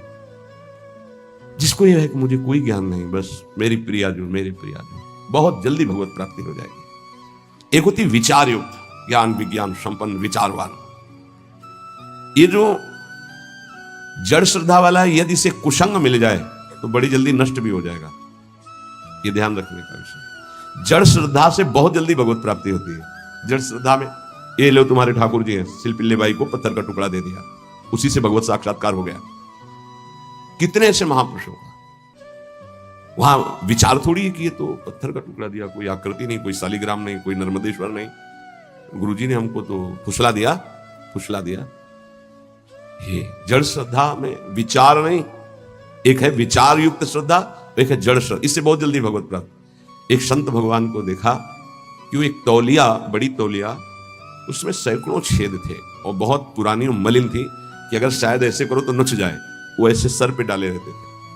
प्राय हम उनको उसी में देखते थे। एक दिन कहा, ये तौलिया पुरानी हो गई, नई मंगा दे आपको। उन्होंने कहा नहीं, ये तौलिया आप जानते हो, हमारे गुरुदेव की है, गुरुदेव ने दिया था। क्या अद्भुत गुरु निष्ठा, गुरु ने अपने प्रयोग की हुई तौलिया दे दी तो जीवन भर ऐसे। ब्रह्मावर्त बिठूर में एक आश्रम में उन संत भगवान का हमें नाम स्मरण नहीं, दर्शन करने गए थे, तो गुरु की लंगोटी से गुरु की पादुका छाती में हर समय बांधे रहते। ऐसा श्री सीताराम ओंकारनाथ जी महाराज की भी जो स्वरूप में पाया गया कि वो अपने गुरु की पादुका यहां बांधे रहते। नवीन प्रश्न किया कि ऐसा, बस उन्होंने इतना ही कहा कि इससे हमारे हृदय में ही रहता है, मेरे गुरुदेव मेरे छाती से लगे। इसे जड़ श्रद्धा कहते हैं। विचार की जरूरत नहीं है। गुरु प्रसादी, गुरु वस्तु, इष्ट प्रसादी, इष्ट वस्तु, ये जीवन बन जाता है, ये जीवन हो जाता है, उसमें विचार की जरूरत नहीं। बिना ही विचार करी शुभ जानी। हमारी आसक्ति इतनी हो जाए कि विचार करने की गुंजाइश न रह जाए इष्ट और गुरु में। लेकिन ऐसे साधकों के लिए गिरने की भी बहुत चांस जोरदार होते हैं। तुम देखो ना, तुम्हें कोई ठाकुर जी दिए हैं क्या? ये पत्थर है, तुम्हें फुसला दिया, अच्छा तो अब विचार रहित है, विचार जागृत नहीं हुआ तो भटक भी सकता है। पूज्य बाबा कह रहे हैं, उपास्य के विषय में यदि कोई तर्कना करने वाला मिले तो उससे भाग पड़ो। उपास्य देव गुरुदेव के संबंध में यदि कोई तर्कना उपस्थित करे तो ऐसे व्यक्ति से तत्काल दूरी बनाओ, नहीं तो वो आपकी श्रद्धा का अपहरण कर लेगा। यदि उपास्य देव के सेवा सुख की चर्चा, उनकी लीला की चर्चा तो ठीक है, उपास्य देव के विषय में कोई तर्क वाली बात नहीं सुननी है। उपासना में भारी विघ्न पड़ जाता है जब तार्किक पुरुषों का संग जड़ श्रद्धा वाले को हो जाता है। बहुत विचित्र खेल है, बहुत संभलना है, बहुत विवेक की बात है। बिल्कुल संग छोड़ देने, वो जड़ श्रद्धा में फिर फर्क पड़ जाएगा। विचारवान तो अपने को संभाल लेगा, लेकिन जड़ श्रद्धा वाले में फर्क पड़ जाएगा। और अगर जड़ श्रद्धा पुष्ट हो गई तो भगवत प्राप्ति हो गई। उपासना में जो विघ्न है वो सबसे बड़ा तार्किक पुरुषों का संग है।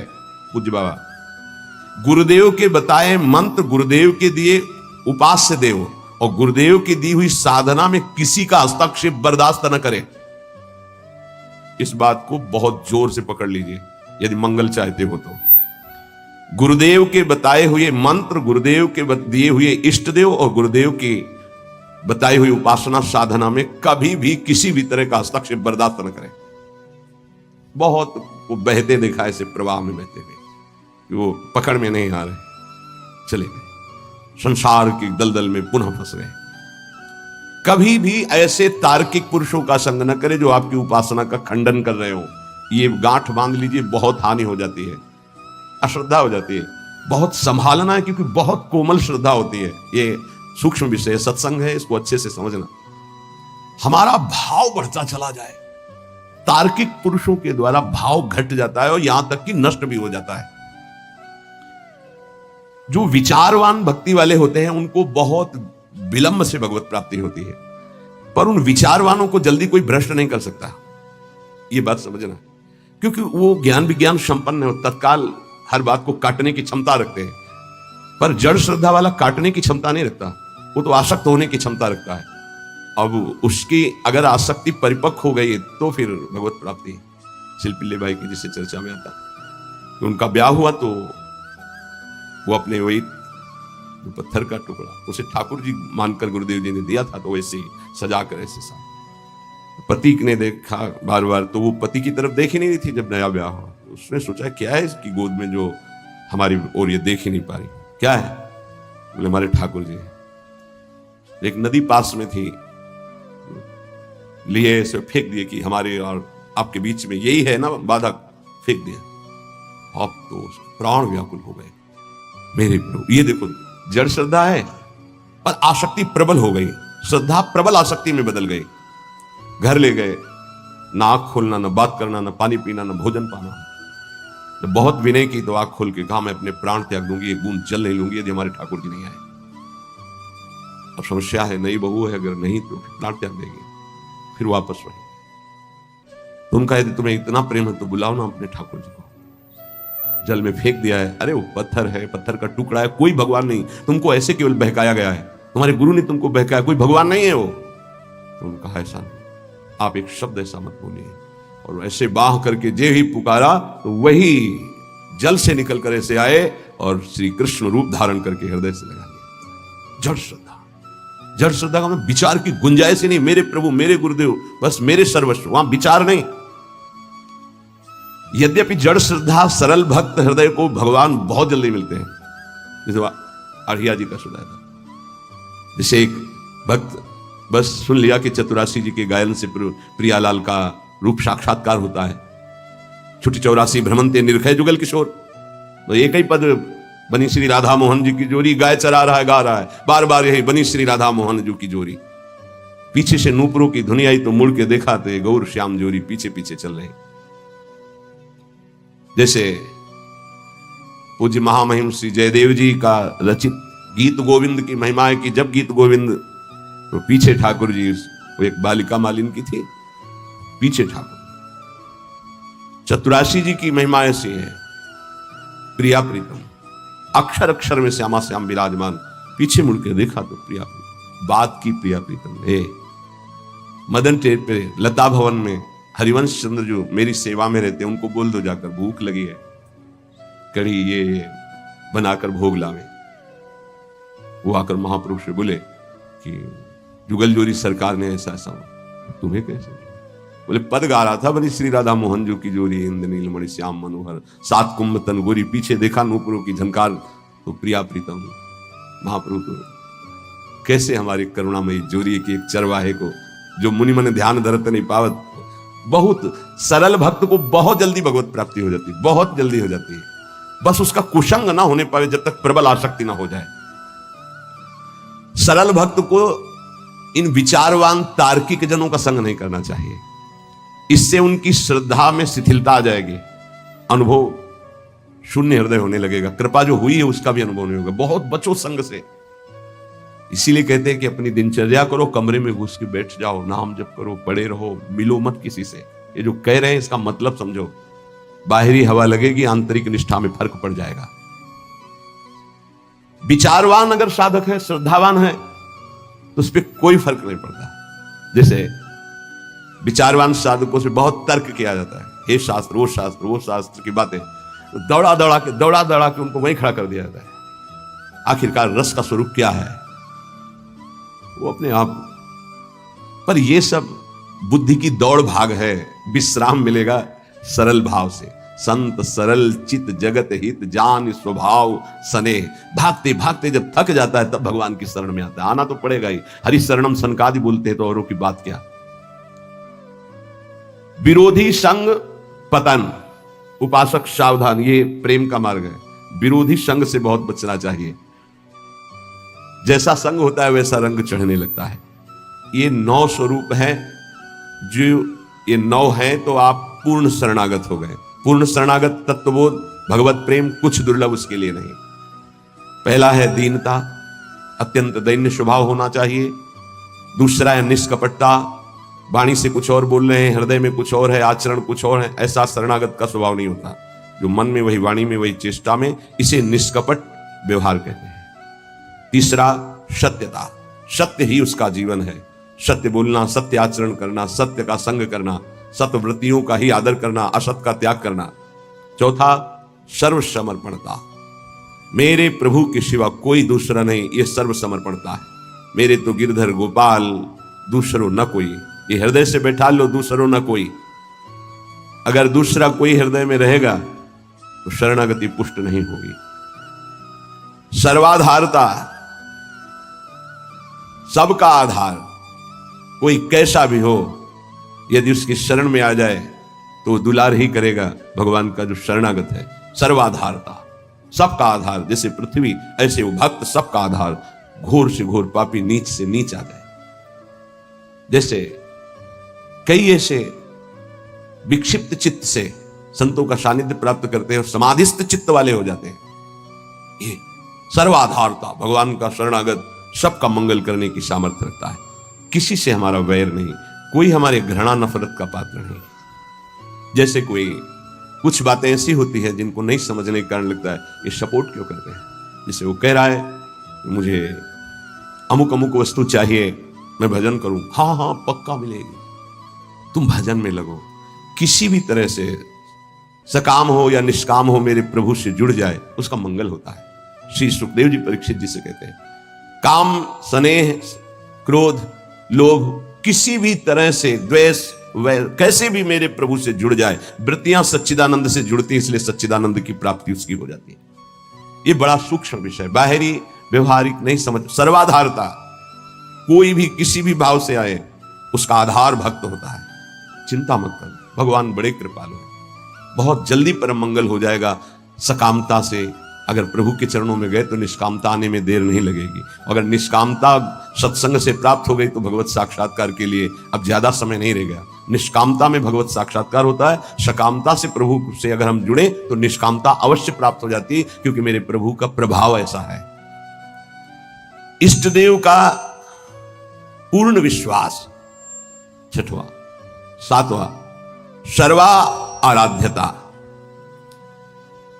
अपने आराध्य देव में इतना तन्मय है कि सब उसकी आराधना करते हैं। ये शरणागत का लक्षण है। सब उसे प्यार करने लगते हैं। सर्वा आराध्यता, ये सद्गुण प्रकाशित होता है।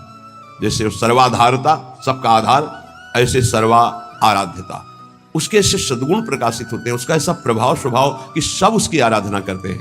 आठवां, इष्टानन्यता, एक भरोसो, एक बल, एक आस विश्वास।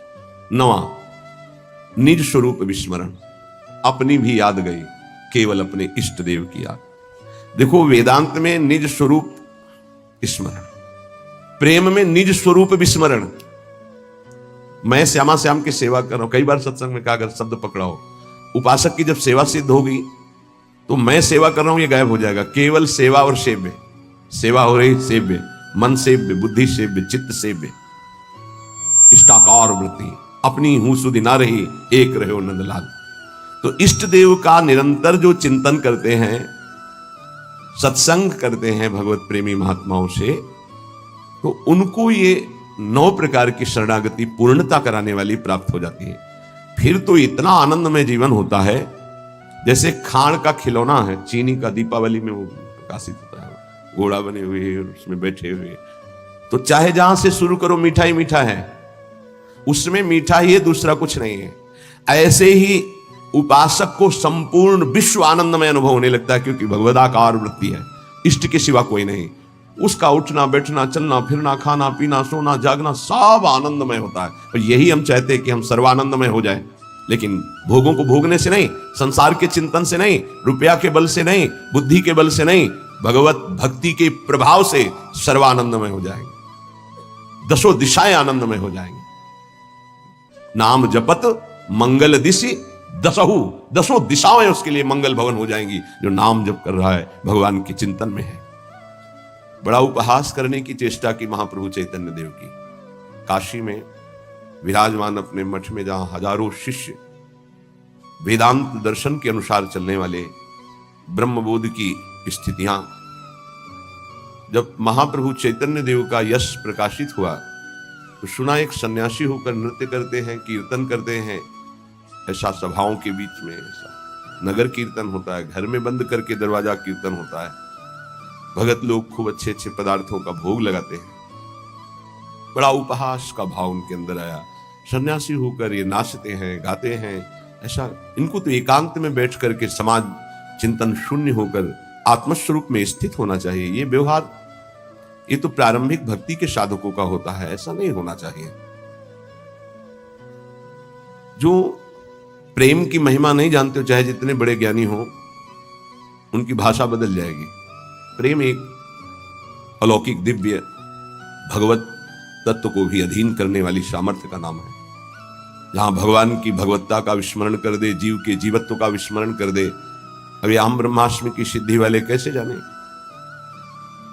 इन्होंने लिखा एक पत्र में महाप्रभु को कि जो कबूतर है वो कंकड़ चुनता है, बाजरा नहीं चुनता है, इतना उसके अंदर विकार होता है। अच्छे अच्छे पदार्थ पाने वाला क्या निर्विकार हो सकता है? क्या ये संन्यास धर्म है? ऐसे कई बातें हैं। महाप्रभु के पास एक से एक सार्वभौम विद्वान विराजमान, भट्टाचार्य एक से एक विद्वान। कैसा सन्यासी, कैसे कैसे शब्दों का प्रयोग कर रहा है। संस्कृत में सार्वभौम भट्टाचार्य जी ने श्लोक लिखा कि तुम्हें यह ज्ञान है, आंतरिक स्थिति से तो मैं उत्तर नहीं दे रहा हूं, केवल बाहरी बात बता रहा हूं कि बड़े बड़े पशुओं का संहार करके स्वयं शिकार करके सिंह खाता है। कहीं कहीं आता है जीवन में एक बार संतान उत्पत्ति करता है, कहीं कहीं आता है वर्ष में एक बार। तुमने खुद लिखा ये बंदर, कबूतर, कई ऐसे जीव पाए गए जो बहुत ही ऐसा काम भाव उनके अंदर। क्या आहार प्रधान है काम में? क्या बाहरी दृश्य से किसी की स्थिति जानी जा सकती है? पर उनको अपने ज्ञान के आगे कुछ समझ में नहीं। सार्वभौम भट्टाचार्य जी का प्रभु आदेश कीजिए पूरी काशी में सबको बैठाल कर अगर इनको परास्त कर दे तो बहुत अद्भुत विद्वान सार्वभौम भट्टाचार्य जी। एक कोई ग्रंथ था, उसका नाम हमें याद नहीं है। उस समय ना तो कोई ऐसे छापे थे कि छप जाए, और उस बड़े मोटे ग्रंथ को उनको प्राप्त करना था। तो गए तो वहां उनसे प्रार्थना की कुछ दिनों के लिए हमें दे दो। बोले कदापि नहीं। तो उनका फिर एक बार सुना दो हमें। उनका हाँ ये हो सकता है। एक बार सुनने मात्र से पूरा प्रारंभ से लेकर विश्राम तक पूरा ग्रंथ कंठास्थ कर लिया। ऐसे विद्वान महाप्रभु से कहा प्रभु आपके विषय में इनको हम काशी में जाके पढ़ा। महाप्रभु का नहीं, ये हमारी भक्ति का स्वरूप नहीं है। संयोगवशात कृपालु महाप्रेम स्वरूप चैतन्य देव जी काशी पधारे। अब एक भगत जो प्रबोधानंद जी से भी परिचय रखता था और महाप्रभु की सेवा, वो नजदीक गया और कहा कि प्रभु पधारे हैं, चैतन्य देव आप कृपा करके मिल ले। वो इसलिए मिलाना चाहते थे कि बहुत अच्छे संत हैं, पर इनके मन में ऐसी भावना वेदांत को लेकर जो आई है, तो ये समझें कि वेदांत ही सर्वस्व नहीं, वेदांत के ऊपर भी कोई रस है जिसका नाम प्रेम है। उन्होंने कहा मुझे किसी से मिलने की आवश्यकता नहीं, मना कर दिया श्रीपाद प्रबोधानंद। उस समय प्रकाशानंद सरस्वती नाम था। भक्त ने पहले चैतन्य महाप्रभु को प्रार्थना के द्वारा राजी किया कि प्रभु यदि श्रीपाद निमंत्रण दे दें तो आप कृपा करके उनकी सभा में पधारेंगे। तो प्रभु श्रीपाद पर कृपा करना ही चाहते थे। ये महापुरुषों का स्वभाव होता है कि जो उनकी निंदा, अवहेलना, अपमान करे उसका परम मंगल कर दे। ये उनका स्वभाव होता है, कोई नहीं जान पाएगा इस स्वभाव को। श्रीपाद से कहा हमारी इच्छा है कि हम आप सब संतों को प्रसाद भोग पवाएं और एक संत संगोष्ठी हो जिसमें महाप्रभु चैतन्य देव भी पधारे। उनका हाँ, इसमें मुझे कोई परेशानी नहीं, क्योंकि वो हमारे यहाँ आएंगे। मान बड़ा सूक्ष्म विषय होता है, इतना बड़ा ज्ञानी महात्मा और मान को अभी बांधे हुए है, यही बहुत मुश्किल होता है। तभी बड़े संतों ने कहा है, कंचन तजना सहज है, सहज त्रिया का नेह, मान बढ़ाई ईर्ष्या दुर्लभ तजनाए। ईर्ष्या से प्रेरित होकर निंदा की और मान के अधीन होकर उनके चरणों में नहीं गिरे जाके। जब ये कि हमारे आश्रम आएंगे तब उन्होंने कहा ठीक हो तो कोई बात नहीं, आने दीजिए। और उनको था कि सभा में बैठ करके हम उनको इस तरह की चेष्टाओं के लिए उनको कहेंगे तो वो खुद मानेंगे कि गलती है। बड़े ऊंचे मंच पर सभा बनी, सब संतों के गिरदे लगे हुए हैं, सब भगवत स्वरूप महात्मा होते हैं। सब इंतजार कर रहे थे केवल चैतन्य देव पधारे और शास्त्रार्थ शुरू हो। महाप्रभु तो प्रेम की साक्षात, जहां वो उच्च स्वर में बोलते थे, अमार प्राणनाथ कृष्ण, तो ऐसा लगता था कि प्रेम फैल रहा है, वर्षा हो रही। कोई ऐसा नहीं होता हाँ कृष्ण ना बोल दे, अमार प्राणनाथ कृष्ण, मेरे प्राणनाथ कृष्ण। नाम कीर्तन के बीच में जोर से महाप्रभु बोलते थे। दैन्यता तो कूट कूट के भरी हुई, क्योंकि स्वयं प्रभु है। प्रेम शिथिल शरीर, नेत्र घूर्णी प्रेम मद से, जैसे प्रियाजू की अंग कांति, ऐसे महाप्रभु चैतन्य देव की अंग कांति। गौर वर्ण देखे तो लुभायमान हो जाए, ऐसे कमल नयन, विशाल नयन। जो ही पधारे तो किसी को कहना नहीं पड़ा कि खड़े हो जाओ। जितने सब थे उनकी रूप माधुरी को देखते ही खड़े हो गए। श्रीपाद फिर भी कहा बैठो बैठो, आने दो ना उनको। एक भगवत प्रताप होता है, जैसे रावण की सभा में जब हनुमान जी को बांध के लाया गया तो सब खड़े हो गए आश्चर्यचकित होकर। किसी की हिम्मत नहीं थी कि आसन में बैठा रहे। इतने बड़े महापुरुष राम भक्त पधारे, सब खड़े हो। रावण सबसे बैठ जाओ बैठ जाओ, इसका सम्मान थोड़ी करना है। वो तो असत अविद्याग्रसित, लेकिन ये विद्या के पारंगत विद्वान पर मान का कुछ ऐसा स्वभाव होता है कि वो अपने आगे किसी की नहीं चलने देता। महाप्रभु बैठ गए जहां सबके चरण धोए गए थे, वो उस जगह पर बड़ी शिथिलता है, प्रेम विवशता है। अब तो श्रीपाद के हृदय में जलन हुई कि अरे इतने बड़े महापुरुष जिनका पूरे विश्व में यश फैल रहा है और वो ऐसे दैन्य, धिक्कार है हमारे मान को। उठे और नजदीक गए और बाहु पकड़ी और कहा स्वामी जी आप यहाँ क्यों बैठे, आप पधारिए ना। उनका नहीं प्रभु, आप गुरुजनों के सामने वहां बैठना मेरा उचित नहीं, मैं तो अपने नियत स्थान पर बैठ गया प्रभु उचित। ये जो दैन्यता का प्रभाव, लुट गए पर चरण नहीं पकड़ पा रहे थे, फिर भी मान रोक रहा था। सभा में जाके बैठे, कई वेदांत की बातें की तो महाप्रभु हर वेदांत के प्रश्न का उत्तर श्री कृष्ण पर रखते थे और कहा वेदांत सूत्रों की रचना और भाषा प्रकट करने वाले भगवान व्यास देव जी भी सब कुछ करके भी एक अशांति का अनुभव कर रहे थे। बाद में देवर्षि नारद जी की प्रेरणा से जब श्रीमद् भागवत श्री कृष्ण रूप माधुरी लीला माधुरी का गायन किया तो उनको परम विश्राम मिला। वो क्यों नहीं वेदांत में परम शांत हो गए थे, क्यों रचना की, बहुत विशेष चर्चाएं हुई। श्रीपाद प्रभावित तो हुए पर बार बार तर्क उठ रहा था, क्योंकि बहुत बड़े विद्वान थे। महाप्रभु वहां से पधारे, भावावेश में एक दिन काशी के किनारे घाटों कीर्तन महाप्रभु का, और ये भी विश्वनाथ जी के दर्शन करने के लिए जा रहे। जो ही देखा अश्रुओं की धार, रोमांच, और वो कृष्ण नाम की माधुरी छाई हुई थी काशी में। अब लगा कि अब नहीं, अब मान का बोझा मैं नहीं ढो सकता। गए, दंड रख दिया चरणों में, साष्टांग लौट गए, प्रभु अब नहीं, बहुत रोका अपने को। इस मान ने मुझे बहुत दुख दिया और इसी मान ने आपको उपहासास्पद वचन कहे, प्रभु अब इस अधम को स्वीकार कर लीजिए।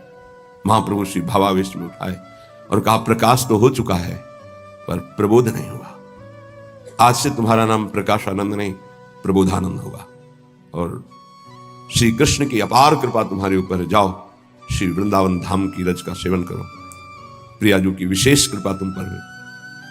हृदय की बात कह रहा हूं, आज हाथ जोड़ के प्यार से, शासन से, हर तरह से आपको भगवान प्रेरित करके निकाल रहे हैं। इस दलदल से निकल चलो।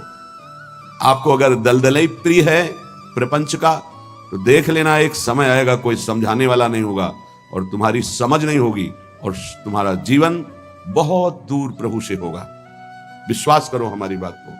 अभी अवसर है, निकल चलो। अभी तुम्हें हरि गुरु की बातें अच्छी नहीं लगती, अभी तुम्हें हरि गुरु का प्यार नहीं समझ में आ रहा, तुम्हें ऐसा लगता है कोई हमारे शरीर का प्यार करे तो वो हमारा प्यारा, इंद्रियों का दुलार करे तो हमारा प्यारा, हमारे मन के अनुकूल चलने वाला मिले तो सच्ची मानिए सारी बातें हरि से पूर्ण होती है। अगर कोई तुम्हें प्यार करता है, तो नाटक करता है प्यार का, वो तुम्हारा शोषण करना चाहता है इसलिए प्यार करता है। कौन ऐसा हृदय वाला है जो अपने को न्यौछावर करके तुम्हें प्यार करे? वो केवल हरि, और हरि गुणगान में मस्त भगवत अनुरागी, दूसरा नहीं। तुम तुम्हार सेवक असुरारी, स्वार्थ रहित जग जुग उपकारी। ये समझ में नहीं आता। प्यार का मतलब समझा जाता है वासनाओं का खेल हो तो प्यार, मनोरंजन हो तो प्यार, हरे मन का भंजन करके, वासना का नाश करके उपासना में प्रतिष्ठित हो जाना, इसे प्यार कहते हैं।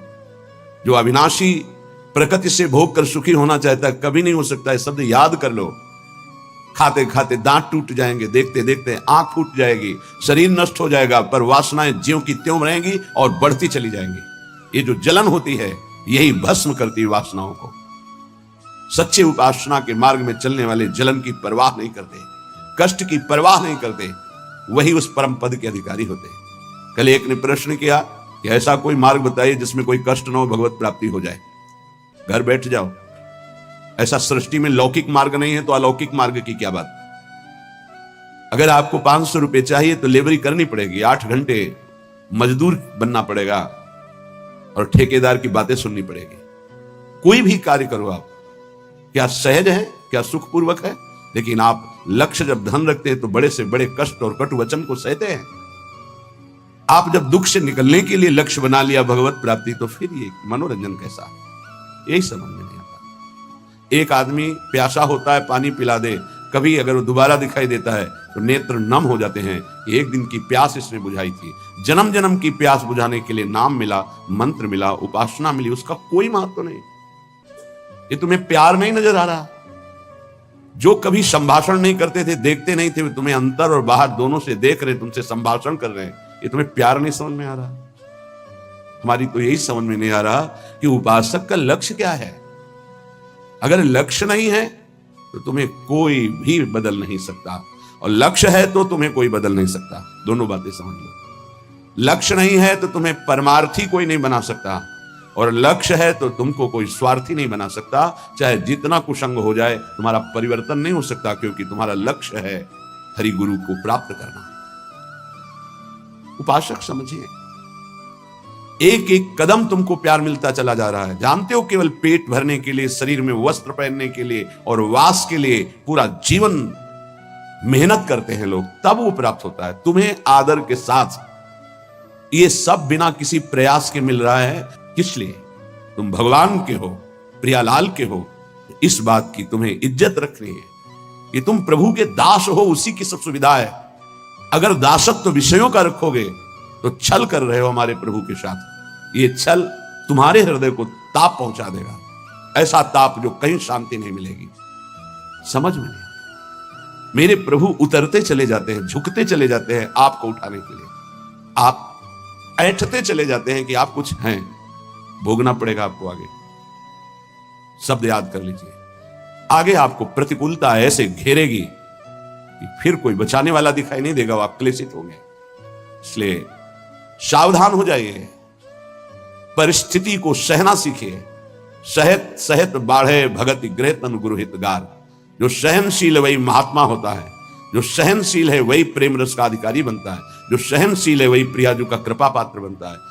प्रियाजू कृपा पे कृपा करती चली जा रही है, संसार समुद्र से निकाल करके अपने महल में रखकर अद्भुत सुख दे रही। यहां जानते हो भजन का स्वरूप क्या है? रहना ही भजन हो जाता है, पर रह कहां पा रहे हो? यहां तन यहां रह रहा है मन विषयों में, मन नाना प्रकार की कामनाओं की पूर्ति में। क्या वृंदावन वास हो रहा है? ये वनवास है।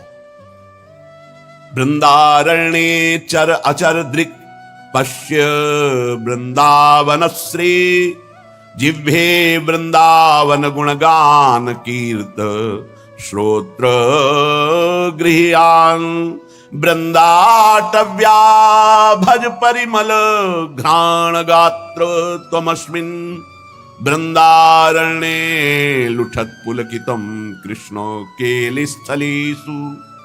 यह है भजन वृंदावन का।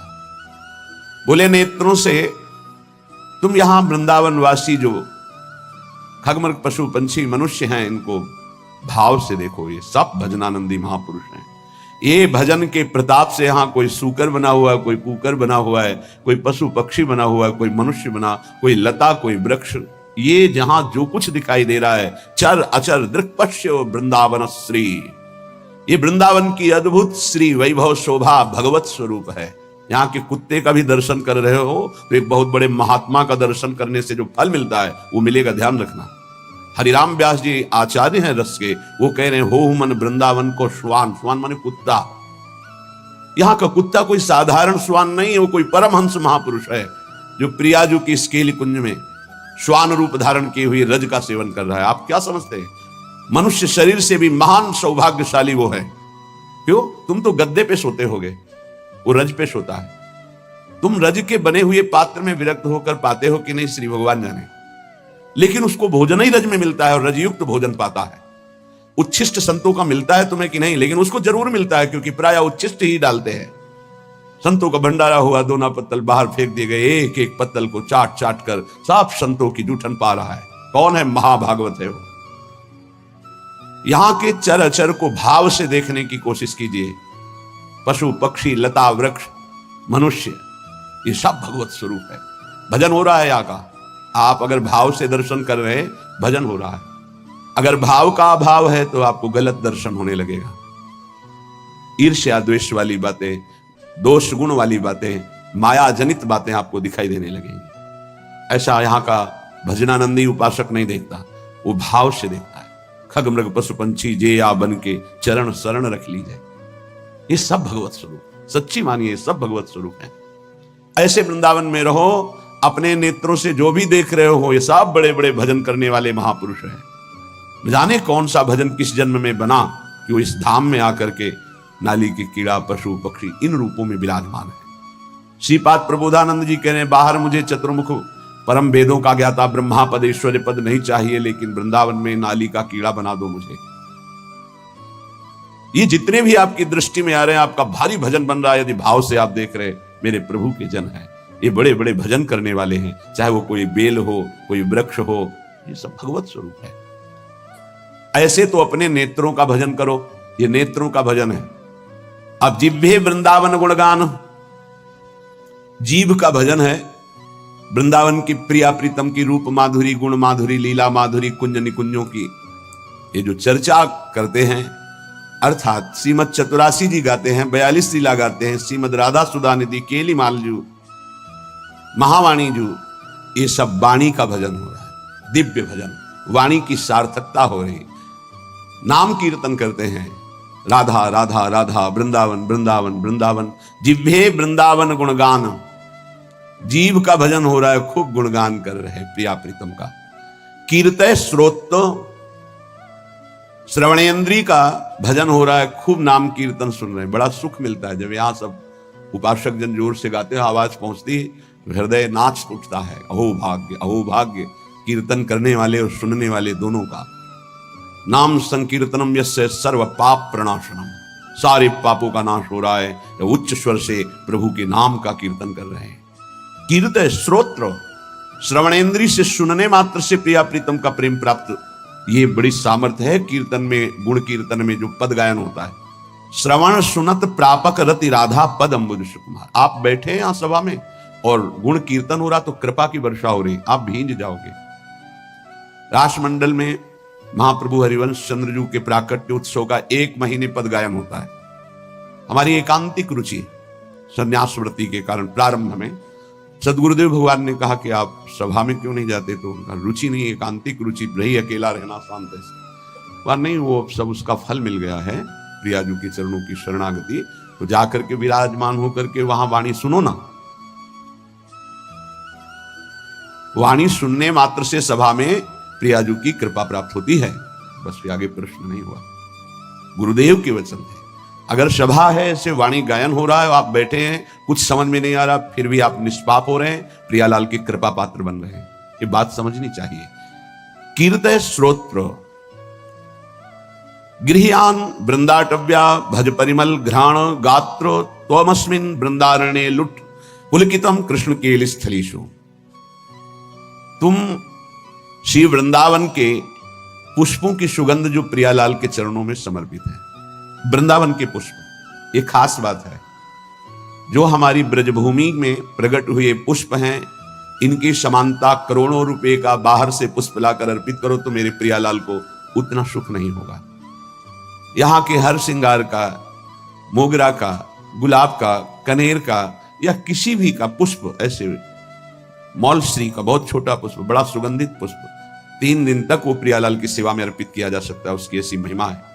उसकी माला बना के या 4 पुष्प रखती है। फिर वो जो घ्राणेन्द्रिय में प्रसादी सूंघा जाता है, जो प्रियालाल के श्रीअंग में इत्र अर्पित किया, वो प्रसादी जो घ्राणेन्द्रिय में, श्री तुलसी जो चरणों में अर्पित की गई, वो घ्राणेन्द्रिय में, हृदय में जाके प्रेम लक्षणा भक्ति प्रकट करती है। गृह्यान वृंदावन भज परिमल घ्राण।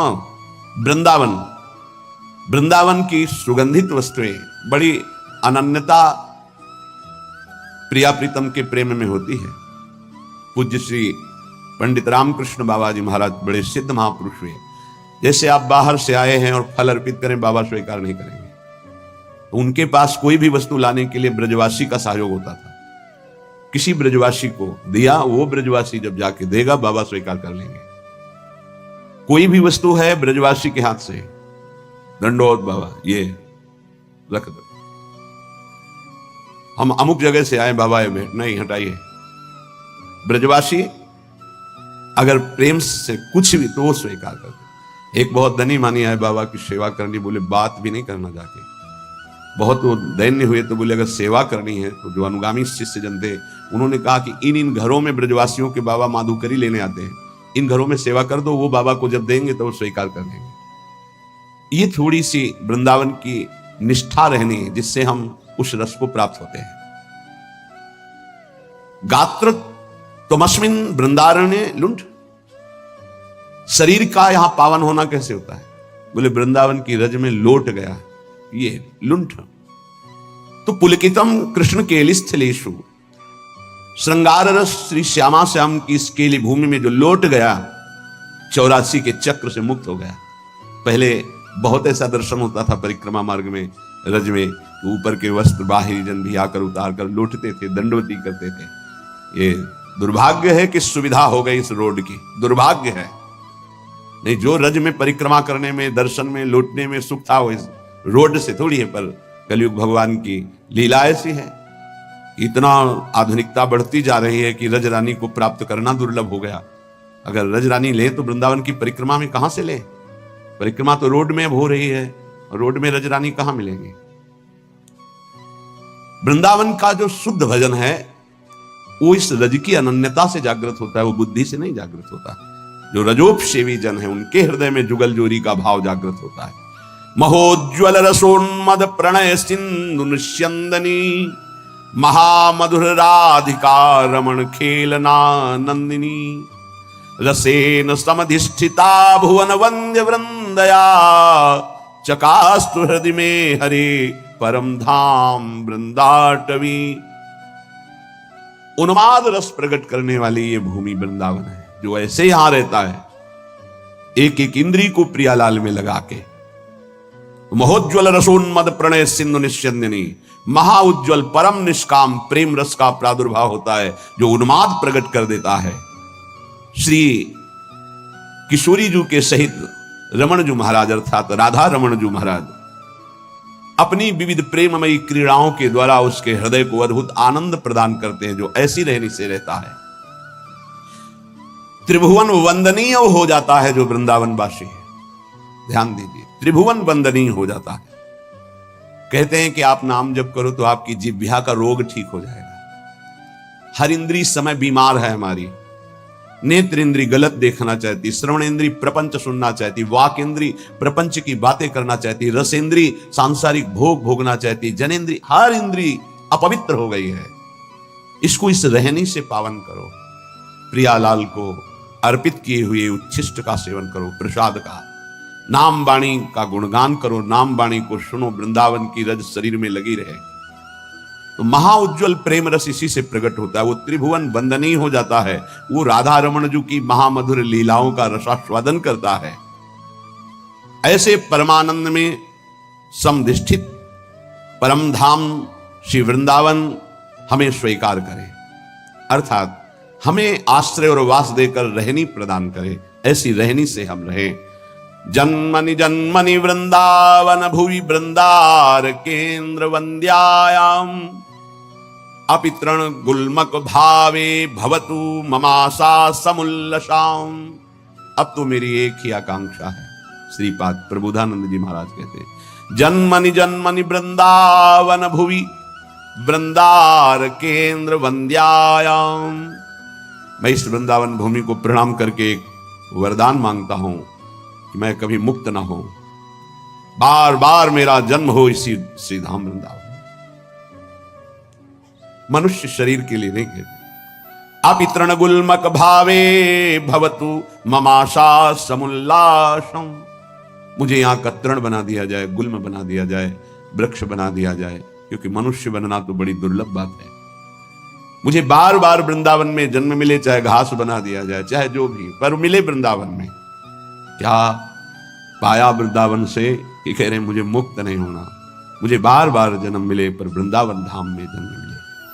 उपासक, इस कृपा को देखो कि जो बड़े बड़े महापुरुष यहाँ की गुल्मलता औषधि वृक्ष पशु पक्षी बनना चाहते हैं, तुम्हें मानव देह में वृंदावन मिला है। क्या तुम्हें प्रियाजू की कृपा नहीं दिखाई दे रही? क्या तुम इस बात को नहीं समझ पा रहे कि तुम्हारे ऊपर कितनी कृपा है? क्या तुमको इन विषयों में आसक्त पुरुषों पर कृपा नजर आ रही कि सौभाग्यशाली है, इनके पास गाड़ी है, इनके पास भोग सामग्री है, ये सौभाग्यशाली हैं? तुम्हें ऐसा लग रहा है? जरूर तुम्हारी बुद्धि दूषित हो गई है। सौभाग्यशाली वो है जिनका संबंध प्रियालाल से है, चाहे वो गृहस्थ हो चाहे वो विरक्त हो। सौभाग्यशाली वो है जिनका लक्ष्य बन गया है भजन करना, नित्य निरंतर अपने इष्ट के चिंतन में रहना। कैसा दुर्भाग्य है कि हम अपने प्यारे को छोड़कर संसार की कोई वस्तु व्यक्ति स्थान का प्यार चाहते हैं। कैसे धिक्कार है बुद्धि को, कैसे समझाएं? अरे बहुत थोड़ा समय है, अभी तो तुम इंद्रियों के भोग विलासिता की चाह कर रहे हो। अभी भयंकर रोग कोई प्रकट होने वाला है, तुम नहीं समझते हो। फिर क्या करोगे? फिर रोग निवृत्ति के लिए रोगे। कर्म कभी डंडा लेके किसी को नहीं मारता, ध्यान रखना। कर्म घटना बनता है, कर्म परिस्थिति बनता है, कर्म भयानक रोग बनता है, कर्म बुद्धि को भ्रष्ट करता है, कर्म डिप्रेशन बनता है, कर्म नाना प्रकार की कुचिंताएं ये बनता है। आप समझो, बुरी दशा आने के पहले बुद्धि बदली जाती है, बुद्धि को भ्रष्ट किया जाता है, बुद्धि को गिराया जाता है। गुरु कृपा पात्र, हरि कृपा पात्र, बुद्धि को छोड़ दे विषयों की तरफ, ये तो बहुत बड़ी हानि का विषय है। सावधान, इस जन्म को मत बर्बाद करो, बहुत कृपा हो गई। कुछ देखी देखा बाबा जी बन जाता है, देखी देखा है। इसका बाढ़ा जोग, छीजी काया बाढ़ा रोग, सधुवई भाषा। एक ने देखा बाबा जी को तो बड़ा सुख है, उनको क्या पता सच्चे मार्ग के पथिक को जितनी मेहनत है विश्व में कोई इसी को इतनी मेहनत है ही नहीं। सच्चाई से समझ लीजिए, कम से कम 5 बजे तक तो सोते ही हैं लोग, वैसे तो 9-10 भी बज जाते हैं। तुम मेहनत करते हो, क्या मेहनत करते हो तुम? बाहरी शरीर की, रात रात भर जग करके, दिन दिन भर जग कर अपने मन को मारकर चिदानंद तत्व में लगा रहे। अरे जिस अनंत ब्रह्मांडों के स्वामी को सोचने की भी तुम्हारी सामर्थ्य नहीं कि वो है, वो निरंतर उनके प्यार और दुलार में अपने आप की हर इच्छाओं को भस्म करके, हर परिस्थिति को सह करके आगे बढ़ रहे हैं। तुम्हें क्या पता? किसी भोग को लक्ष्य रख करके संत वेश होना या परमार्थ में चलना, किसी सुविधा को लेकर या किसी पद को लेकर, पक्का समझ लीजिए आपका हृदय जलेगा, आपका शरीर दुखी हो जाएगा, पक्का। यदि लक्ष्य है कि हर कष्ट सहकर श्यामा श्याम की प्राप्ति करेंगे, तो पक्का समझ लीजिए आपका हृदय शीतल हो जाएगा और आपको कोई भी विपत्ति, कष्ट, रोग स्पर्श नहीं कर पाएगा। आएगा, स्पर्श नहीं कर पाएगा। दुख देना तो अलग की बात रही। हरि तज होए विषय अनुरागी, वो अभागी है, आप अभागी नहीं हैं। भगवत मार्ग के पथिक इस बात को समझें कि हमारी इंद्रियां जो भोगों की मांग कर रही हैं, उनका मांग पूरी हो जाना बड़े भाग्य की बात है। नहीं, ये अभागी का लक्षण है। हम मांगे और ना मिले और प्रभु के मार्ग में हमारी उन्नति हो, ये भाग्यशाली का लक्षण है। ये इंद्रियों की विलासता मन के साथ कितना भी आप कर लो, कभी पूरी होने वाली नहीं। जब तक आप अपने देह को स्त्री या पुरुष मानते हैं, इंद्रियों को मन को अपना मानते हैं, भोगों को सुख मानते हैं, तो आप कुछ नहीं हैं। विश्वास कीजिए, कब तक हरि गुरु तुम्हारी इन इंद्रियों को तृप्त करने के लिए मनमानी खिलौने देते रहेंगे। हर तुम्हारी सोच को काल नष्ट कर देगा। इस सोच को यदि अविनाशी बना लोगे तो तुम अविनाशी हो, तुम अविनाशी परम पद के अधिकारी हो जाओगे। बहुत सावधान। श्रीधाम वृंदावन का आश्रय और वास मिलने पर यदि आपको सौभाग्य नहीं लग रहा, भगवत मार्ग में चलने पर आपकी रुचि नहीं बन रही, आपको संसार प्रिय लग रहा है, तो आप सोच लीजिए कि आपकी दुर्दशा कितनी बड़ी है और आगे क्या होगी। आज समझाने के लिए हरि गुरु तुम्हें प्रयासरत हैं। जब बच्चा खिलौने के लिए हठ ही कर लेता है, नहीं मुझे चाहिए ही, तो वही पैसा खर्च करके पिता खिलौना दे देता है। लेकिन अगर खिलौनों का हठ न करता तो गोद में बैठा लेता। कब तक खेलते रहोगे इन खिलौनों से? ना ये खिलौने रहेंगे, ना खेलने वाला तुम्हारा शरीर रहेगा। इसलिए सावधान।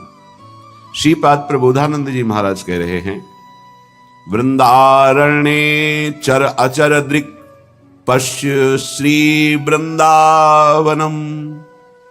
ये वृंदावन वासी को भजन के लिए कोई प्रयास नहीं करना पड़ता। स्वाभाविक भजन हो रहा है, पर आपकी महत्व बुद्धि नहीं है। महत्व बुद्धि भोगों में है, शरीर में है। सौभाग्य है कि तुम्हें कोई प्यार ना करे। ये बात हमारी समझ लीजिए, नहीं समझ में आएगी। सौभाग्य है कि तुम्हें कोई प्यार ना करे, दुर्भाग्य है कि भगवान से विमुख कोई हमसे प्यार करे।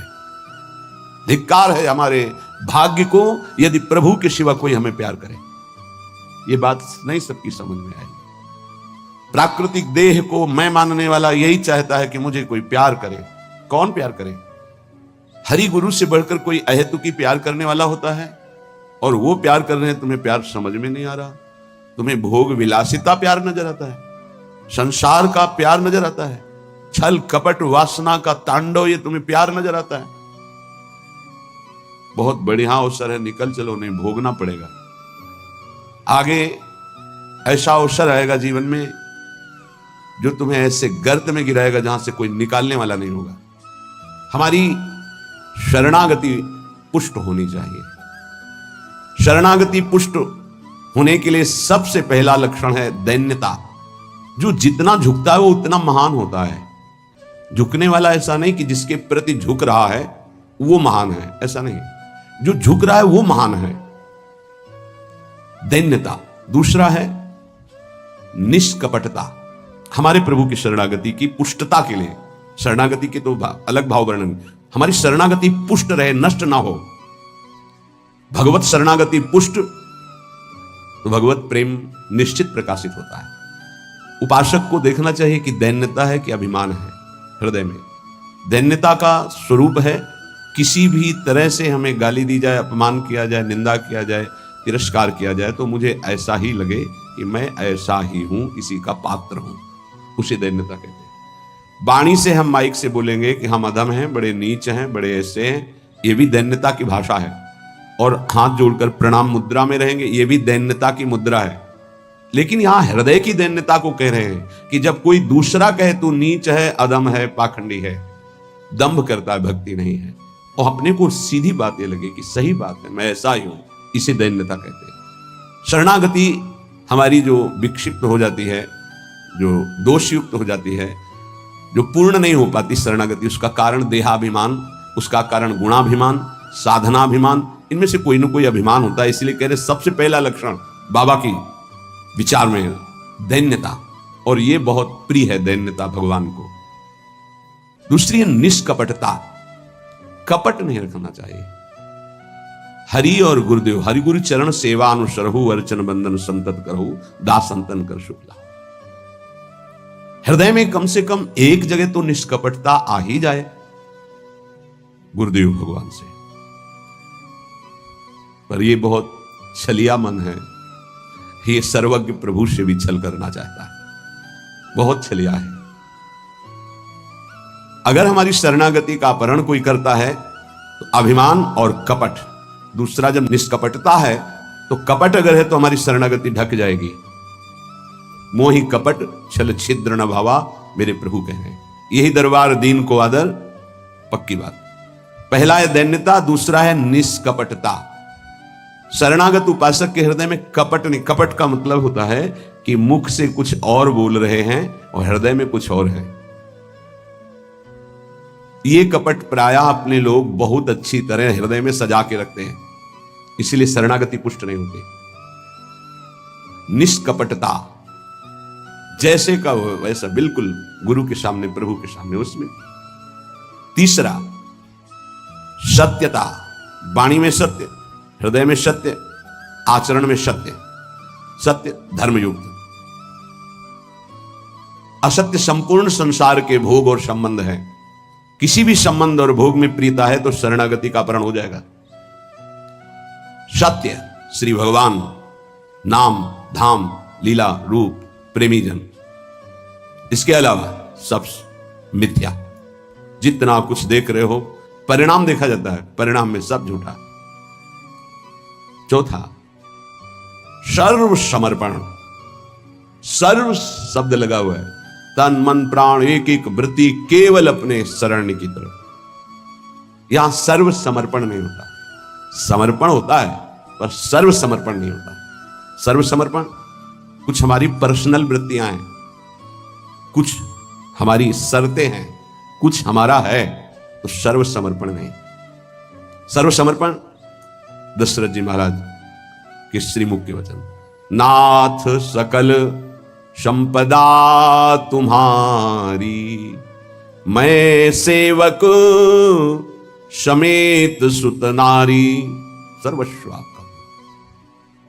जहां कहीं शरणागति पुष्ट पाई गई तो सर्व समर्पण वाले की, वो चाहे राजा ही क्यों न हो, महाराज शिवाजी, वीर शिवाजी, समर्थ गुरु रामदास जी, सर्व समर्पण। पीपा जी, सर्व समर्पण। कैसा शरणागति पुष्टता का ये लक्षण, सर्व समर्पण। पीपा जी महाराज राजभाव में अपने सब राज वैभव के साथ गुरुदेव श्री रामानंदाचार्य जी के, तो वहां तो पार्षद खड़े रहते थे, सहज में ऐसे थोड़ी मिल सकते हैं आप। जाके प्रार्थना की, कह दो कि महाराज पीपा जी आए हैं और स्वामी जी के चरणों के दर्शन करना चाहते हैं।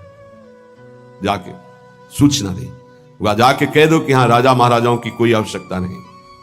स्वामी जी साक्षात भगवान का स्वरूप रामानंदाचार्य जी आए और उनका महाराज का आदेश है कि हाँ किसी राजा महाराजा की जरूरत नहीं। उनको लगा मेरे से कोई गलती हो गई। अच्छा, समस्त राज सैनिकों को, राज पोशाक को, सब एक साधारण को कहा कह दीजिए कि नीच पीपा दर्शन करना चाहता है श्री चरणों के। अधम पीपा स्वामी जी से कहा, स्वामी जी ने कहा कह दो यहां खड़े खड़े क्या करता है, वो समीप में कुआं है वहां गिर जाए। आए और कहा आदेश है स्वामी जी का, वो समीप में कुआं है वहां आप जाकर के गिर जाइए कुएं में, तो जो आज्ञा। स्वामी जी बिल्कुल नजदीक पहुंच रहे हैं कुएं के। स्वामी जी बिल्कुल अब पहुंच गए हैं, अगला कदम रोक दो, रुक जाओ, वापस आ जाओ। स्वामी जी निकल के आए, दर्शन दिया, जाओ हम स्वयं आएंगे तुम्हारे नगर में, फिर तुम्हें मंत्र और विरक्तता सब प्रदान कर। महापुरुष बना दिया। पीपा जी का पावन चरित्र है। सर्व समर्पण, प्राण समर्पित है, कुएं में गिर जा, मतलब तन प्राण सर्व। पहले में राज धन वैभव, बड़ा शरणागति का महामहिम स्वरूप है। ये समर्पणता तो हम दिखाते हैं, लेकिन सर्व समर्पणता नहीं।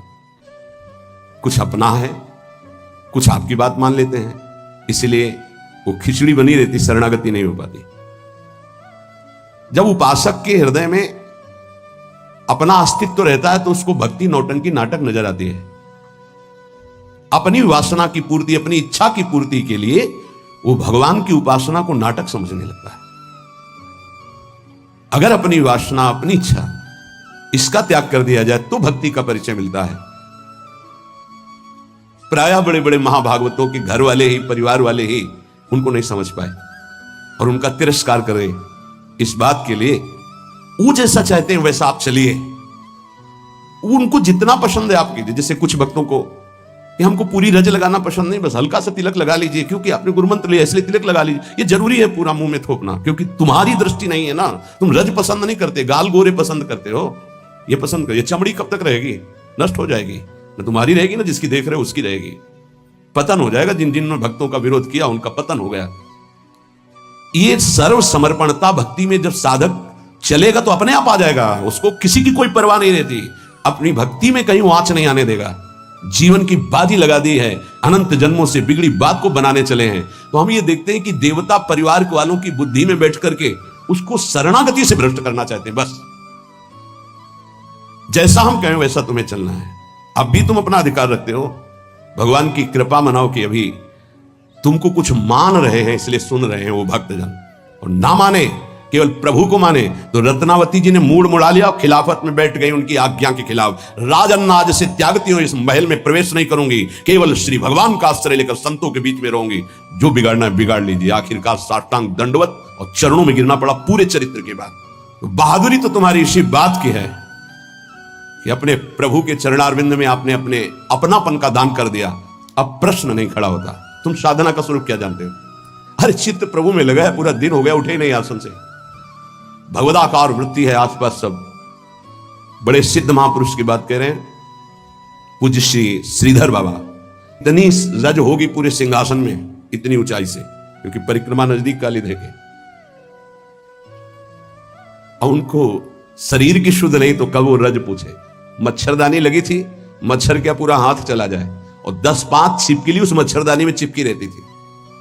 बस ऐसे घुस गए अंदर, बस पूरा कमरा कहीं जाला, कहीं ये कहीं वो। जब बाबा इसे साफ, अरे नहीं भाई चलो तुम बाहर ऐसे रहे। जहां उनकी स्थिति है, कभी कभी ऐसी स्थिति देखी है कि जो वाणी से नहीं बोल सकते, ऐसी अनिर्वचनीय स्थिति। आंखों से अश्रुधारा, शरीर कांप रहा सैया पे, छूने की हिम्मत नहीं, चरण चापने गए, होश ही नहीं बाबा को। ओठ फड़फड़ा रहे, कैसी भगवदाकार एकदम स्थिति। जब उपासक चित्त प्रभु से जुड़ेगा तो ये सब अच्छा नहीं लगता। बढ़िया संगमरमर, बढ़िया सैया, बढ़िया नहीं खान पान ते भावे है, नहीं कोमल वसन सुहावे है, सब विषय लगे ते खारा है, हरि आशिक का मग न्यारा है। क्या चल रहा है? ये दिमाग क्या कह रहा है? हर भाव हमारा केवल लौकिकता से जुड़ता है। भजन को क्या जाना है? लौकिकता सिद्धांत को भजन माना जाता है। इसीलिए यहां शरणागति की ये अलग कोटि से वर्णन कर रहे हैं बाबा। नहीं, नवधा भक्ति का जो वर्णन होता है ना, उसमें श्रवणम कीर्तनम स्मरणम, शरणागति को बचाने की बात, पुष्ट करने की बात, पूर्णता की बात। 5वां सर्वाधारता। कोई भी हो, सबका आधार भक्त बन जाता है, घोर विषयी को भी रास्ता दे देता है। चलो ऐसे चलो भगवान के नाम। सच्ची कहते हैं, कोई अगर भक्तों के हृदय को जान जाए तो लूट ले, माला माल हो जाए, पर वो भगवान ऐसी सीमा रखते हैं कि तुम जान ही नहीं सकते हो। जैसे कोई फिसल के गिर गया है तो आप खड़े होके नहीं उठा सकते हो, फिसल के गिरने वाले की गिरने की स्थिति में पहुंचना पड़ा, वैसे ही झुक के, वैसे ही गिर के, फिर उसे उठा करके फिर खड़ा किया गया। जितनी स्थिति में वो गिरा हुआ उसी स्थिति में पहुंचकर उठा। उसको क्या जरूरत है झुकने की? जिसने अपने जीवन में कभी भोगों को, विषयों को, संसार को, गृहस्थ को स्वीकार ही नहीं किया, वो तुम्हारे बीच में घुसकर तुम्हें पकड़कर जहां तुम हो वैसी स्थिति से उठाकर ऊपर खड़ा कर रहा है। अगर तुम सही उपासक होते तो दृष्टि मात्र से तुम्हारा उद्धार हो जाता, लेकिन तुम उस बात को नहीं समझते हो। इसलिए ये सब व्यवहार अपनी स्थिति से उतरकर और झुककर तुम्हारे समान बनकर तुमको उठाया जाता है। सर्वाधारता उस नहीं समझ पाओगे, नहीं समझ पाओगे। काम से, स्नेह से, भय से, क्रोध से, द्वेष से, किसी भी तरह से वो जुड़ जाए केवल तुम्हारी वृत्ति उनसे, वो संभाल करके उठा करके सच्चिदानंद में जोड़ देंगे। चाहे भगवान से जुड़े या भगवत प्राप्त महात्मा से, भगवत प्रेमी से जुड़े, वही पहुंचा देंगे। नंग धड़ंग शराब पिए हुए गंगा जी में खड़े हैं, उपद्रव कर रहे हैं, नारद जी महाराज के सामने अभद्र स्वरूप में खड़े। ये पशुता तुम्हारे अंदर केवल धन वैभव के अभिमान से आई है। तुम कुबेर के पुत्र हो, ये हालत तुम्हारी। जाओ, मैं तुम्हें शाप देता हूं, तुम वृक्ष योनि को प्राप्त हो जाओ। लगाना कि महात्मा बहुत कड़ुआ स्वभाव प्रकट कर दिए, बहुत करुणा कर दी। हालत क्या थी, पहुंचा कहां दिया? वृक्ष तो बनो पर नंदालय के। जाओ, तुम्हें सच्चिदानंद भगवान का दर्शन, संभाषण और स्पर्श प्राप्त, जो बड़ी बड़ी साधनाओं से नहीं प्राप्त होता। नारद जी ने शाप दे के प्राप्त करा दिया। दामोदर गोविंद भगवान के उदर में बंधा हुआ उखल है, घसीटते हुए वहां जाते हैं, यमलार्जुन के बीच में फंसा देते हैं, मारते हैं। अखिल शक्तियों के स्वामी जरा सा झटका, उखड़ कर दोनों वृक्ष गिर जाते हैं। उनसे दिव्य रूप धारण करके यही प्रकट होते हैं जो यमलार्जुन बने हुए थे। नलकुबर मणिग्रीव शायद ऐसा नाम है।